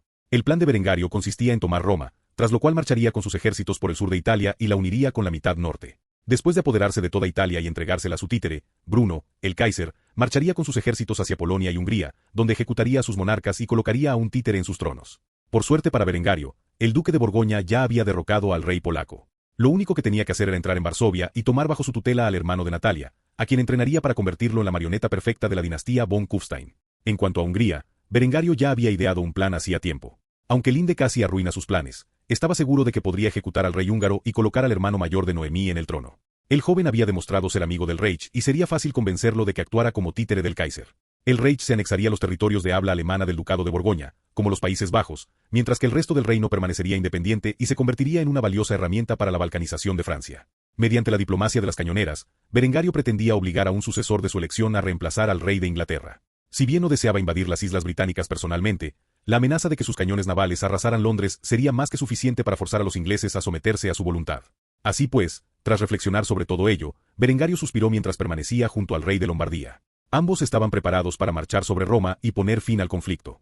Tras unos instantes de silencio, Berengario expresó sus pensamientos mientras guardaba su monocular. Bruno, mi viejo amigo, es hora de que pongamos fin a este conflicto con la Iglesia Católica de una vez por todas. El rey de Lombardía asintió con la cabeza, de acuerdo con las palabras de Berengario. El reino de Lombardía había sido un estado tributario de los alemanes desde que Berengario logró la independencia de Austria. A medida que Alemania alcanzaba mayor poderío, también lo hacían sus estados vasallos. Si el rey de Lombardía era sincero, los planes del Kaiser para una Pax Germania llevarían a Europa en su conjunto mucho más allá del resto del mundo, y él lo esperaba con ilusión. Por lo tanto, no fue sorprendente que manifestara su acuerdo con los planes de Berengario. De acuerdo, durante demasiado tiempo he tenido que vivir con el temor de que las fuerzas católicas invadan más allá de mi frontera sur. Hoy no solo ponemos fin al conflicto entre vuestro imperio y la Iglesia Católica, sino que también unimos a Italia bajo una sola bandera, destruyendo para siempre el dominio que el papado ejerce sobre Europa. Berengario sonrió al oír esto antes de darle una palmada en el hombro al hombre. Después, dio órdenes a todos los soldados bajo su mando. Abran fuego contra las defensas fronterizas del enemigo. Quiero que esos bastardos sean enterrados vivos en sus torreones de piedra. La marcha hacia Roma había comenzado. Así, la artillería alemana cargó rápidamente sus armas y abrió fuego contra los fuertes de piedra que habían construido los italianos del sur. Las explosiones sacudieron los fuertes y sus cimientos comenzaron a derrumbarse. Aún así, los fuertes eran grandes y harían falta más que unos pocos proyectiles para derribarlos. Los defensores italianos entraron en pánico cuando la artillería alemana sacudió las fortificaciones en las que se escondían. Ni siquiera sabían a qué distancia se encontraban el ejército alemán y sus aliados. Daba igual, pues no había esperanza de sobrevivir. Lo mejor que podían hacer era huir de sus refugios y ondear la bandera blanca, esperando que sus enemigos les mostraran misericordia. Aquellos individuos obstinados que se negaban a arrodillarse ante los herejes del norte permanecieron en sus fortalezas, y tras unos pocos bombardeos, las murallas se derrumbaron. El poderío abrumador de la artillería alemana aplastó en cuestión de minutos las sólidas fortalezas de piedra que el reino de Nápoles había construido durante años a lo largo de su frontera. Una vez destruidas las defensas fronterizas, la artillería arrojó rápidamente sus proyectiles vacíos y enganchó sus cañones de campaña a los caballos que los arrastraron hacia las fronteras del reino de Nápoles. Roma no estaba lejos de la frontera, y pronto la unión de los cuatro ejércitos estaría en el corazón de la Iglesia Católica. Capítulo 779. Reconocimiento en el subcontinente indio. La comida entre Itamí y Asa continuó. Sin embargo, hubo una breve interrupción en la que Itamí fue al baño. Tras atender sus necesidades, aprovechó para reunirse con uno de sus guardias y le ordenó investigar las afirmaciones del emperador de Bengala sobre Berengar von Kufstein. Aunque las noticias la asustaron, no las creería del todo hasta que su propia red de inteligencia confirmara la información recibida. Si bien el emperador de Bengala había hablado mal de Berengario y exagerado enormemente sus rasgos más siniestros, gran parte de lo que decía tenía algo de cierto. Especialmente desde la perspectiva de los vecinos de Alemania. Por supuesto, Itamí ignoraba que al enviar a sus hombres a recabar información de los lugareños sobre su comercio con el extraño imperio del oeste, llamaría la atención de los agentes de Linde, infiltrados en la región. En el mercado de la ciudad portuaria, un comerciante alemán atendía un puesto vendiendo sus mercancías a los lugareños. Inmediatamente notó la extraña apariencia de los soldados japoneses, quienes vestían uniformes de estilo semimoderno y portaban lo que parecían ser fusiles de cerrojo. Estos hombres iban preguntando a los lugareños sobre el imperio alemán, lo cual también llamó su atención. Quienesquiera que fueran estos extranjeros, tenían algún interés en el Reich. Por ello, el comerciante sintió que era su deber advertir a la patria y rápidamente tecleó en el telégrafo que tenía debajo de la mesa. Dentro del puesto había un telégrafo oculto. Solo tenía que meter la mano debajo del mantel y pulsar la tecla para enviar un mensaje a un buque mercante de la clase de Minden anclado en la bahía de Bengala, que en realidad era un buque de reconocimiento alemán. Desde allí, el telégrafo, mucho más potente, instalado a bordo de la nave, retransmitiría el mensaje a la patria. Las palabras de los agentes en el terreno tardaban apenas unos instantes en llegar al cuartel general de la inteligencia imperial, situado en Kufstein. Tras el informe de la gente sobre unos hombres extraños procedentes del lejano oriente, armados con armas modernas y que desembarcaban de barcos de vapor, este llegó rápidamente a manos de la subdirectora, que en ese momento fumaba un cigarrillo en su despacho. Cuando su asistente entró apresuradamente en la habitación y le entregó la información, ella la miró fijamente, dejando caer el cigarrillo de sus manos. Aquella información fue como una bomba, y no la creyó de inmediato. Una vez que Emma recuperó la compostura, miró fijamente a la asistente antes de cuestionar la veracidad del mensaje. ¿Es esto una broma? ¿Me está gastando una broma uno de nuestros agentes? ¿Qué demonios es esta tontería? La asistente se dio cuenta de que la mujer estaba frustrada y rápidamente negó con la cabeza mientras afirmaba que lo que se le había contado era la realidad. Es un mensaje prioritario de Rudolf. Es uno de nuestros agentes en el imperio de Bengala y está realizando labores de reconocimiento en este preciso momento. He seguido todos los procedimientos para confirmar la información, y los demás agentes de la región corroboran el mensaje de Rudolf. Hay una poderosa nación del lejano oriente que comercia con el imperio de Bengala y busca información sobre el Reich. Al oír esto, Emma recogió el cigarrillo de la mesa donde había caído y le dio una larga calada. Hubo un silencio absoluto durante unos instantes antes de que se lo fumara entero de un trago. Tras apagar el cigarrillo en el cenicero, la subdirectora se levantó de su asiento y pronunció una frase antes de salir por la puerta. Libera mi agenda para hoy. Haría falta ser un idiota para no darse cuenta de a dónde iba Emma. Solo había una persona a quien informar, sobre todo porque Berengar estaba en el campo. Por eso, la ayudante se tragó las palabras que iba a pronunciar y rápidamente hizo lo que le habían ordenado. Emma se dirigió al palacio, donde Linde cuidaba de sus numerosos hijos. La mujer ya no trabajaba tanto en inteligencia como antes y pasaba la mayor parte del tiempo con su familia. Estaba jugando con su hijo menor, Joseph, que aún era un bebé, cuando Emma entró por la puerta sin previo aviso. Por la expresión de la joven, Linde supo que algo grave había ocurrido, así que rápidamente tomó a su hijo pequeño en brazos y le habló antes de acostarlo en la cuna. Lo siento, Joseph, pero mamá tiene trabajo que hacer. Volveré enseguida para darte de comer. Pórtate bien y espera pacientemente mi regreso. El niño era demasiado pequeño para hablar y solo sonrió mientras emitía un sonido ininteligible. Entonces Linde le dio un beso en la frente antes de acostarlo en la cuna. En el instante en que se giró y miró a Emma, su cálida apariencia se desvaneció, reemplazada por una actitud gélida. Emma quiso decir algo, pero la pelirroja la hizo callar con un gesto antes de salir por la puerta. Linde no quería que su hijo menor se viera influenciado por asuntos de estado siendo tan pequeño, así que se dirigió rápidamente al despacho de Berengario y se sentó en su silla. No pronunció palabra hasta que Emma cerró la puerta tras ellos. Cuando Linde finalmente habló, estaba de muy mal humor. Más vale que esto sea importante. Emma se dio cuenta de que Linde estaba furiosa, y simplemente inclinó la cabeza antes de entregarle el mensaje que había recibido de sus agentes en el imperio de Bengala. Disculpe la interrupción, señora, pero esto es urgente. Linde leyó el mensaje y quedó inmediatamente atónita. Sabía mejor que nadie lo que significaba. Al fin y al cabo, conocía bien los antecedentes de Berengario y cómo había ideado todos los planes que había implementado en todo el Reich. Que un navío a vapor apareciera al otro lado del mundo, junto con soldados armados con armamento similar al del Reich, solo podía significar una cosa: existía otro reencarnado en este mundo. Esto explicaría por qué buscaban información sobre el Reich. El poder en la sombra de esta nación extranjera debió haber oído rumores sobre Berengario y el poder de su imperio. La mujer tardó unos instantes en reaccionar a la noticia, pero al final, ideó rápidamente un plan de acción para responder a este suceso. Esto es preocupante. A partir de este momento, el subcontinente indio se ha convertido en una zona prioritaria. Quiero que envíen inmediatamente más agentes a la región, y que nuestros hombres y mujeres que ya están allí recopilen información sobre la extraña potencia que construyó este barco, al tiempo que realizan operaciones de contrainteligencia contra los agentes de esta potencia extranjera. Bajo ninguna circunstancia estos extranjeros podrán conocer las capacidades actuales del Reich. Aprovecha para averiguar por qué están en el Imperio de Bengala. Si pretenden expandir su influencia en la región, se convertirá en un problema enorme para nosotros. Emma asintió en silencio. No tenía más sugerencias, así que sabía que era mejor guardar silencio. Linde solo pudo suspirar profundamente, resignada. Había deseado usar la Pax Germania que Berengar estableció tras esta guerra con el mundo católico para obligarlo a tomarse más tiempo libre y pasarlo con su familia. Sin embargo, en ese momento, Linde comprendió que el Reich estaba a punto de entrar en una carrera armamentística masiva con la potencia extranjera que controlaba aquella nave de vapor. Para ello, Berengar tendría que dedicar el mayor tiempo posible a mejorar las capacidades del Reich y su imperio global. Tras unos instantes de enfado, se percató de que Emma seguía allí, esperando a ser despedida, y la fulminó con la mirada antes de gritarle: ¿A qué esperas? Puedes retirarte. Emma sintió un escalofrío recorrerle la espalda antes de escabullirse de vuelta al cuartel general de la inteligencia imperial. Por suerte, acababan de entrar en una nueva era de comercio con el subcontinente indio y, por ello, no resultaría sospechoso en absoluto que aumentara repentinamente el flujo de alemanes hacia la región. Así, Alemania podría infiltrar muchísimos agentes en la zona sin que nadie se inmutara. En cuanto a Linde, esperaría a que terminara la guerra contra el mundo católico antes de informar a Berengario de lo que acababa de descubrir. Necesitaba que él estuviera totalmente comprometido con la aniquilación del papado y la colocación de títeres en los tronos de los reinos europeos. Si supiera de la existencia de este reencarnado extranjero que amenazaba su poder, podría volverse paranoico y cometer alguna imprudencia para acabar con la guerra aún más rápido. Todo esto ocurrió mientras Itami almorzaba con el emperador de Bengala, sin que ella siquiera se percatara de lo sucedido. Si hubiera sabido que su breve visita al imperio de Bengala revelaría su identidad y paradero a Berengar, jamás habría emprendido el viaje. Capítulo 780. Encuentro con el emperador de Bengala, parte 3. Itami estaba sentado frente al emperador de Bengala. Los dos monarcas se encontraban en medio de una acalorada negociación sobre el comercio de armas. El objetivo de la emperatriz japonesa era convertir al imperio de Bengala en su títere. Después de todo, si lograba convencerlos de que compraran sus armas, dependerían completamente de Japón para el reabastecimiento de armas y municiones. Asa desconocía las intenciones de Itami y estaba más preocupado por encontrar la manera de hacer la suya. Él escuchó su historia y, en realidad, planeó comprarle armas desde el momento en que la vio por primera vez. Después de todo, tenía una fortuna considerable, y si eso significaba ganarse el favor de la belleza oriental, no le importaría darle unos cuantos miles de libras de oro y plata.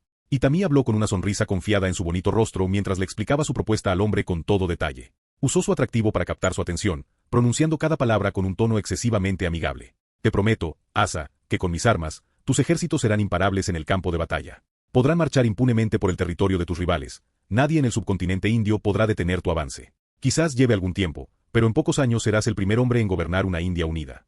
Me refiero a armas de fuego que no solo permiten múltiples disparos antes de recargar, sino que además tienen un alcance superior al de los primitivos arcabuces que usan actualmente. Estas armas de infantería irán acompañadas de artillería que no solo se recarga más rápido que sus cañones de avancarga, sino que también tiene mayor alcance y una capacidad destructiva superior. Si prometes comprar suficientes de estos cañones, incluso te regalaré algunas ametralladoras a precio reducido. Te advierto que estas armas son extremadamente caras, pero le darán a un pequeño grupo de hombres la misma potencia de fuego que a un batallón.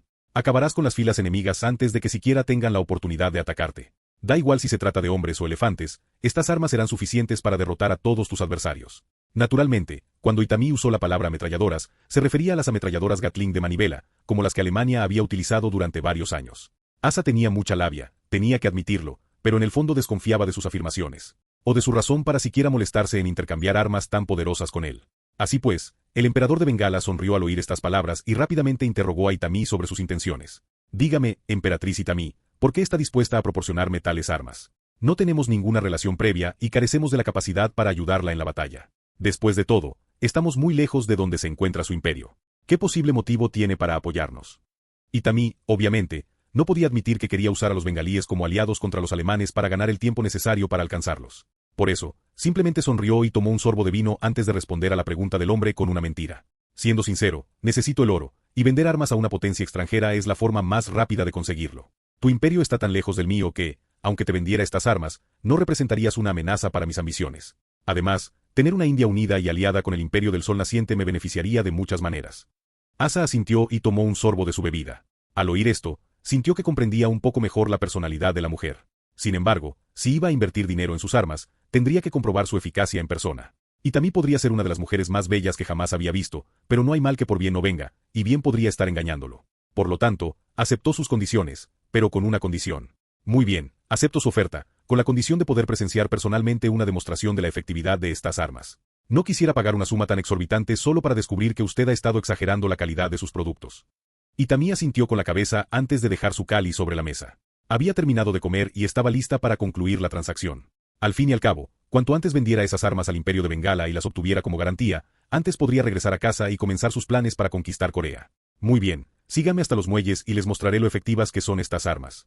Dicho esto, los dos monarcas y su traductor se dirigieron a los muelles donde los soldados japoneses montaban guardia. Itami dio rápidamente una orden a sus infantes de marina antes de sentarse y esperar a que prepararan sus armas. Rápido, preparen la mercancía para que disparen al océano. Quiero demostrarle al comprador lo efectivas que son nuestras armas. Mientras los soldados japoneses abrían las cajas y sacaban las armas para cumplir las instrucciones, una multitud se congregó a su alrededor, expectante por lo que estaba a punto de suceder.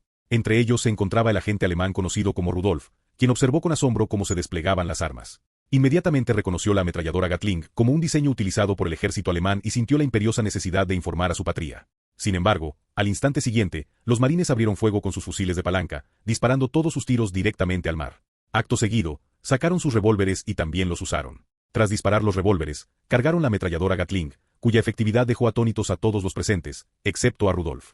Una vez agotada la munición de la ametralladora Gatling, los infantes de marina se dirigieron al cañón Armstrong, donde cargaron un proyectil explosivo en su recámara y lo dispararon al mar. La explosión resonó en la superficie del agua, captando de inmediato el interés del emperador de Bengala. Asa quedó atónito ante el poder destructivo de las armas que Itami estaba dispuesto a venderle. Podía reducir su ejército a unos pocos miles de hombres y aún así conquistar a sus vecinos más cercanos. Sin embargo, si iniciara el reclutamiento, podría emplear estas armas entre decenas de miles de soldados, no, cientos de miles, y conquistar fácilmente todo el subcontinente indio. Un destello de ambición iluminó los ojos oscuros del hombre al ver cómo los marines japoneses descargaban las armas. No pudo evitar formular la pregunta que le rondaba por la cabeza. ¿Ustedes suministrarán a mi ejército estas armas y la munición para usarlas? Itami esbozó una sonrisa maliciosa en su bonito rostro mientras asentía con la cabeza en señal de acuerdo. En la medida en que su ejército lo necesite, siempre y cuando esté dispuesto a pagar el precio acordado, estas armas pueden ser suyas. Al oír esto, los labios de Asa se curvaron en una sonrisa maliciosa al imaginar una India unificada bajo su control. Podía vislumbrar la prosperidad que tal imperio traería consigo e inmediatamente asintió 3 veces antes de aceptar las condiciones de Itami. Muy bien, acepto cualquier precio que me pidas. Solo pídelo y te lo pagaré con oro. Una vez que mi ejército esté completamente equipado con estas armas, marcharé hacia las tierras de mi vecino del sur y comenzaré mi conquista. Después de haber unificado todo el subcontinente, te recompensaré por tu apoyo convirtiéndote en una diosa de la guerra a la que mi pueblo venerará hasta el fin de los tiempos. Itami esbozó una sonrisa forzada al oír esto. No tenía ambiciones de ser venerada como una deidad. El apodo que le habían puesto sus soldados no era de verdadera religión, sino de admiración por sus logros. Aún así, aceptó la oferta del hombre y continuó hablando con el emperador de Bengala sobre el precio justo por las armas que le vendería. Mientras tanto, Rodolfo había regresado a su puesto. Había escuchado cada palabra de Itami y Asa y no dudó en enviar otro telegrama a la patria, informándoles de la venta de armas entre los japoneses y el imperio de Bengala, así como de los planes de conquista que había expresado el emperador de Bengala. En última instancia, esta noticia obligaría a Berengario a llevar a cabo sus ambiciones en la India mucho antes de lo previsto, lo que lo arrastraría a una guerra poco después de derrotar a la Iglesia Católica. En ella, los ejércitos alemanes invadirían el imperio de Anampur para derrocar al regente y colocar a Daria en el trono. Berengario simplemente no podía permitir que el imperio de Bengala unificara el subcontinente indio. Esto fue una buena noticia para Itami, quien aprovecharía la distracción de la India para lanzar su invasión a la península coreana, así como a sus otros objetivos. De esta manera, se aseguraría los recursos naturales que necesitaba desesperadamente para producir barcos superiores capaces de enfrentarse al Reich en los mares. Capítulo 781. Jugamos a un juego, tú y yo. El Papa Julio II estaba sentado en su trono con la cabeza gacha. A su lado se encontraban los distintos cardenales de la Iglesia Católica, arrodillados con expresiones igualmente abatidas. Estos hombres eran los sucesores del anterior colegio cardenalicio, que había sido aniquilado en un atentado suicida ordenado por Berengario. La corona papal resplandecía bajo la luz del sol mientras el Papa suspiraba profundamente, contemplando el anillo en su dedo. Era un anillo de oro de una época antigua, que representaba los rayos del sol. A decir verdad, Julio desconocía el origen exacto de esta joya primigenia, pero se le había entregado a cada papa al asumir el trono durante los últimos 1000 años. Según consta en los archivos papales, el anillo estaba imbuido de la luz de Dios para proteger a quien lo portaba de cualquier amenaza. Lo llevaba puesto desde el día en que ascendió al trono, y gracias a él sobrevivió al ataque de Berengario contra el colegio cardenalicio. En realidad, el anillo no era un artefacto del dios abrahámico, sino de la deidad romana Sol. Sin embargo, la Iglesia no lo comprendió y lo consideró un símbolo sagrado de la religión católica. Fue por ello que Julio II besó el anillo antes de orar a su Dios pidiendo salvación. Le habían llegado noticias de que el ejército alemán y sus aliados habían rodeado la Santa Sede. Los defensores de Roma se habían rendido sin luchar al darse cuenta del inmenso poderío del ejército alemán, dejando el corazón del papado completamente desprotegido. En cualquier momento, el Kaiser entraría en esta sala con sus guardaespaldas y obligaría a Julio a arrodillarse. Así, lo único que el Papa podía hacer ahora era rogar a su Dios que lo librara de este mal. Desafortunadamente, el eco de los pasos de Berengario resonó por el pasillo cercano mientras entraba en la sala del trono papal, donde Julio y los cardenales permanecían inmóviles, demasiado asustados para moverse. El emperador tuerto entró en la sala con una sonrisa cruel en el rostro, flanqueado por soldados alemanes preparados para apresar a los líderes de la Iglesia católica. Berengario no vestía uniforme de campaña, sino sus insignias imperiales. Una cadena dorada con la cruz de la Orden Imperial de la Casa von Kufstein colgaba de su cuello, símbolo de su condición de jefe de la dinastía von Kufstein. Al ver a Julio tan asustado, Berengario arqueó una ceja y le habló con voz siniestra. Aquí estamos por fin.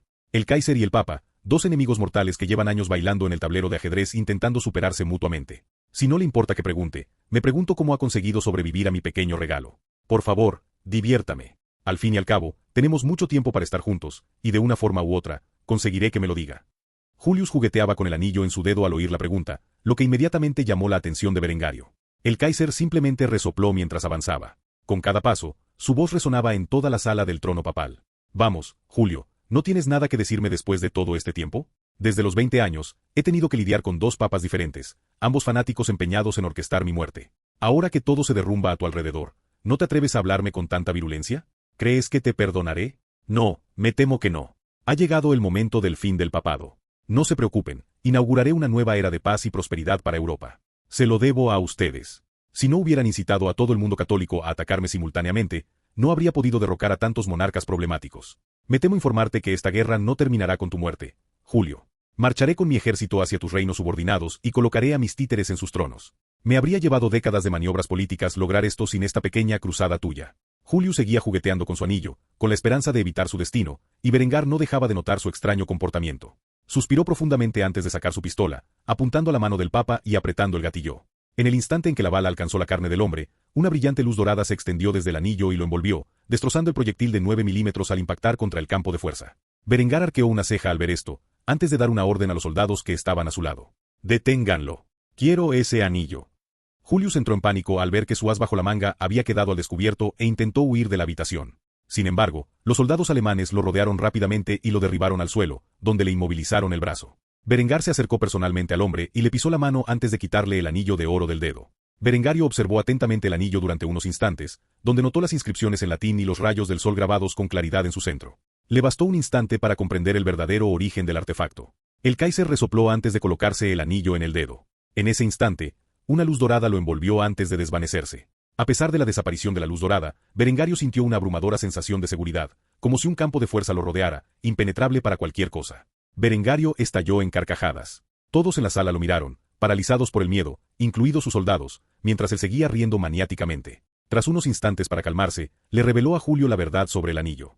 Es jodidamente gracioso. De verdad. ¿Qué creías que era este anillo, imbuido del poder de tu dios? No, es un artefacto pagano, probablemente creado por uno de los antiguos dioses solares romanos para proteger a los emperadores. Pensar que la única razón por la que el Papa sigue vivo es porque los poderes de una deidad pagana lo protegieron. Es irónico, ¿no? El nivel de herejía, según tu fe, es asombroso. Bueno, no tiene sentido dejar un objeto tan poderoso en tu poder. Considera esto como pago por todos los quebraderos de cabeza que me has causado a lo largo de los años. Por primera vez desde que Berengar entró en la habitación, Julius finalmente habló. Sus ojos estaban llenos de rabia, que resonaba en su voz mientras le gritaba a su enemigo mortal. Mientes.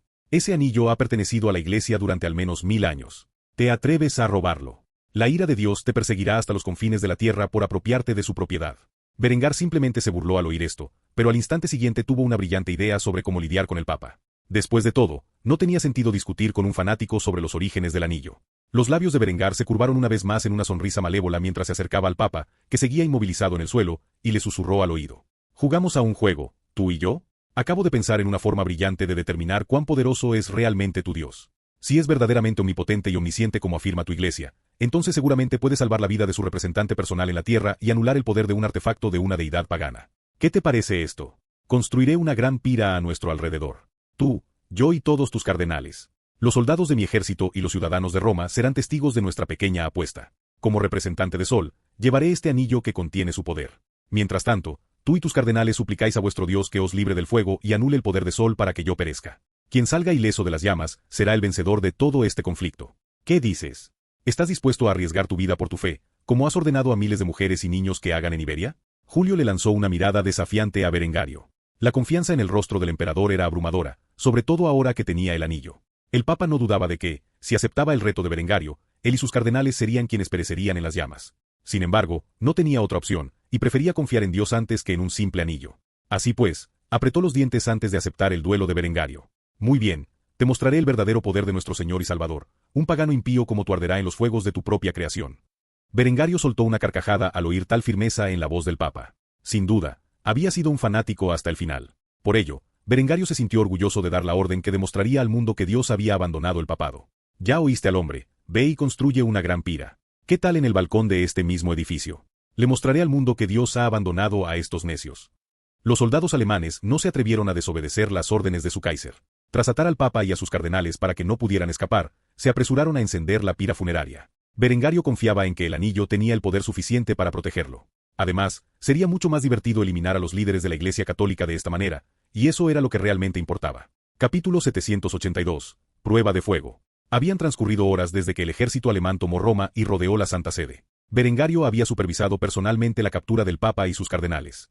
En ese momento, en las calles de Roma, ciudadanos y soldados se congregaban frente al palacio papal para presenciar un acontecimiento espectacular. En el balcón, los soldados alemanes ataron al papa y a todos sus cardenales a postes de madera que se alzaban sobre una gran pira.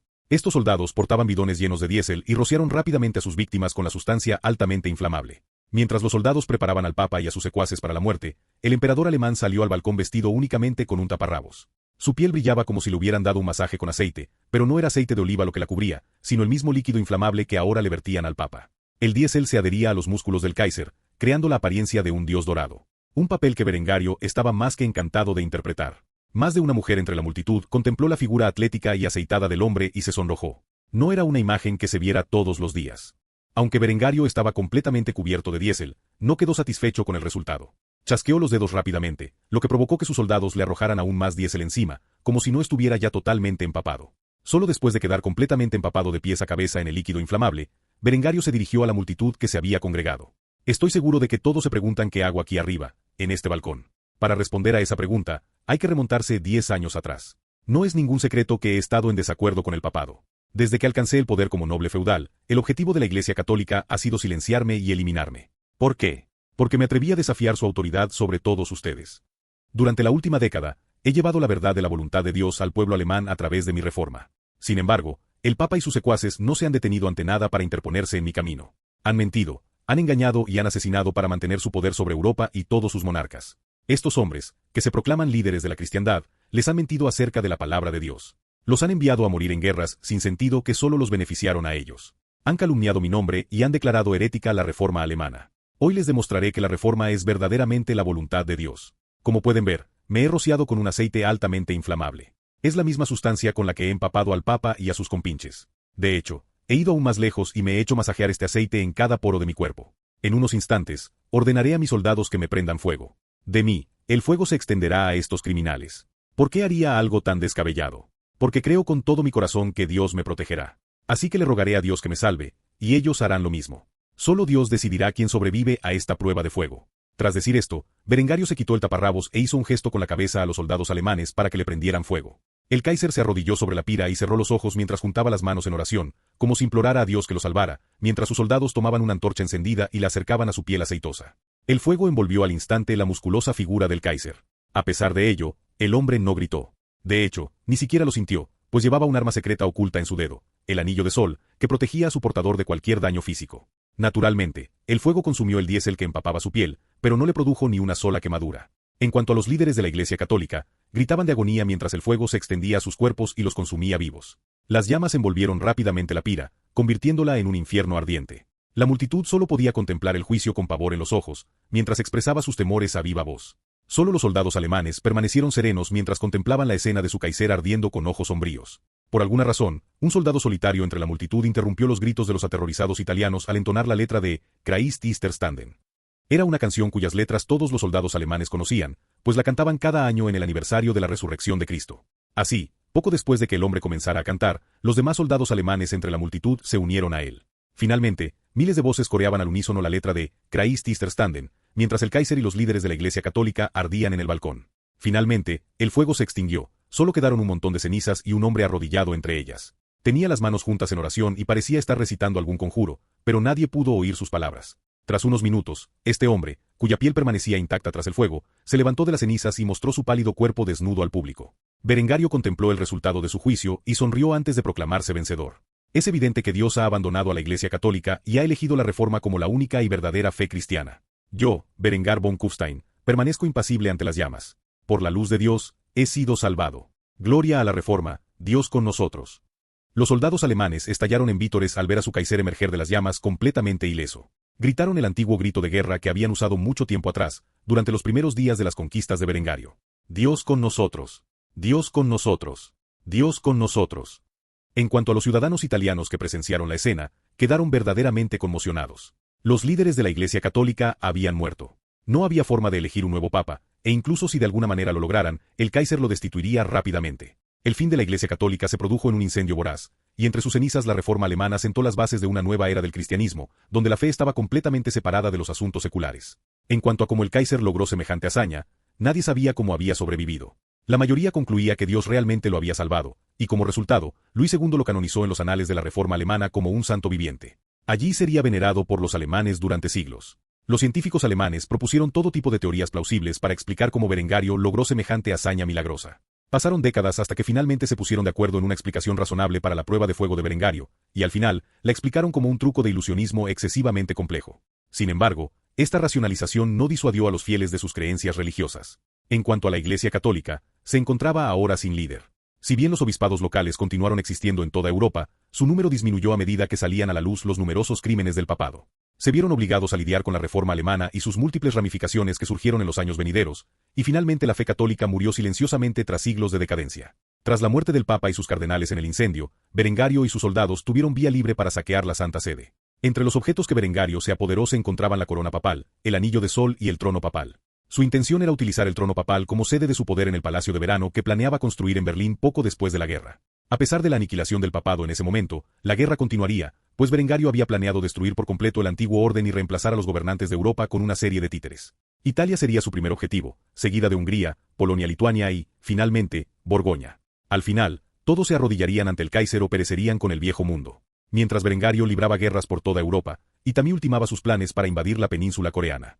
Berengario se sorprendería al descubrir que, si bien había derrotado a su enemigo más antiguo, un nuevo rival había surgido en el escenario mundial justo cuando creía haber establecido su Pax Germania. Un rival mucho más peligroso que la Iglesia Católica y sus monarcas títeres.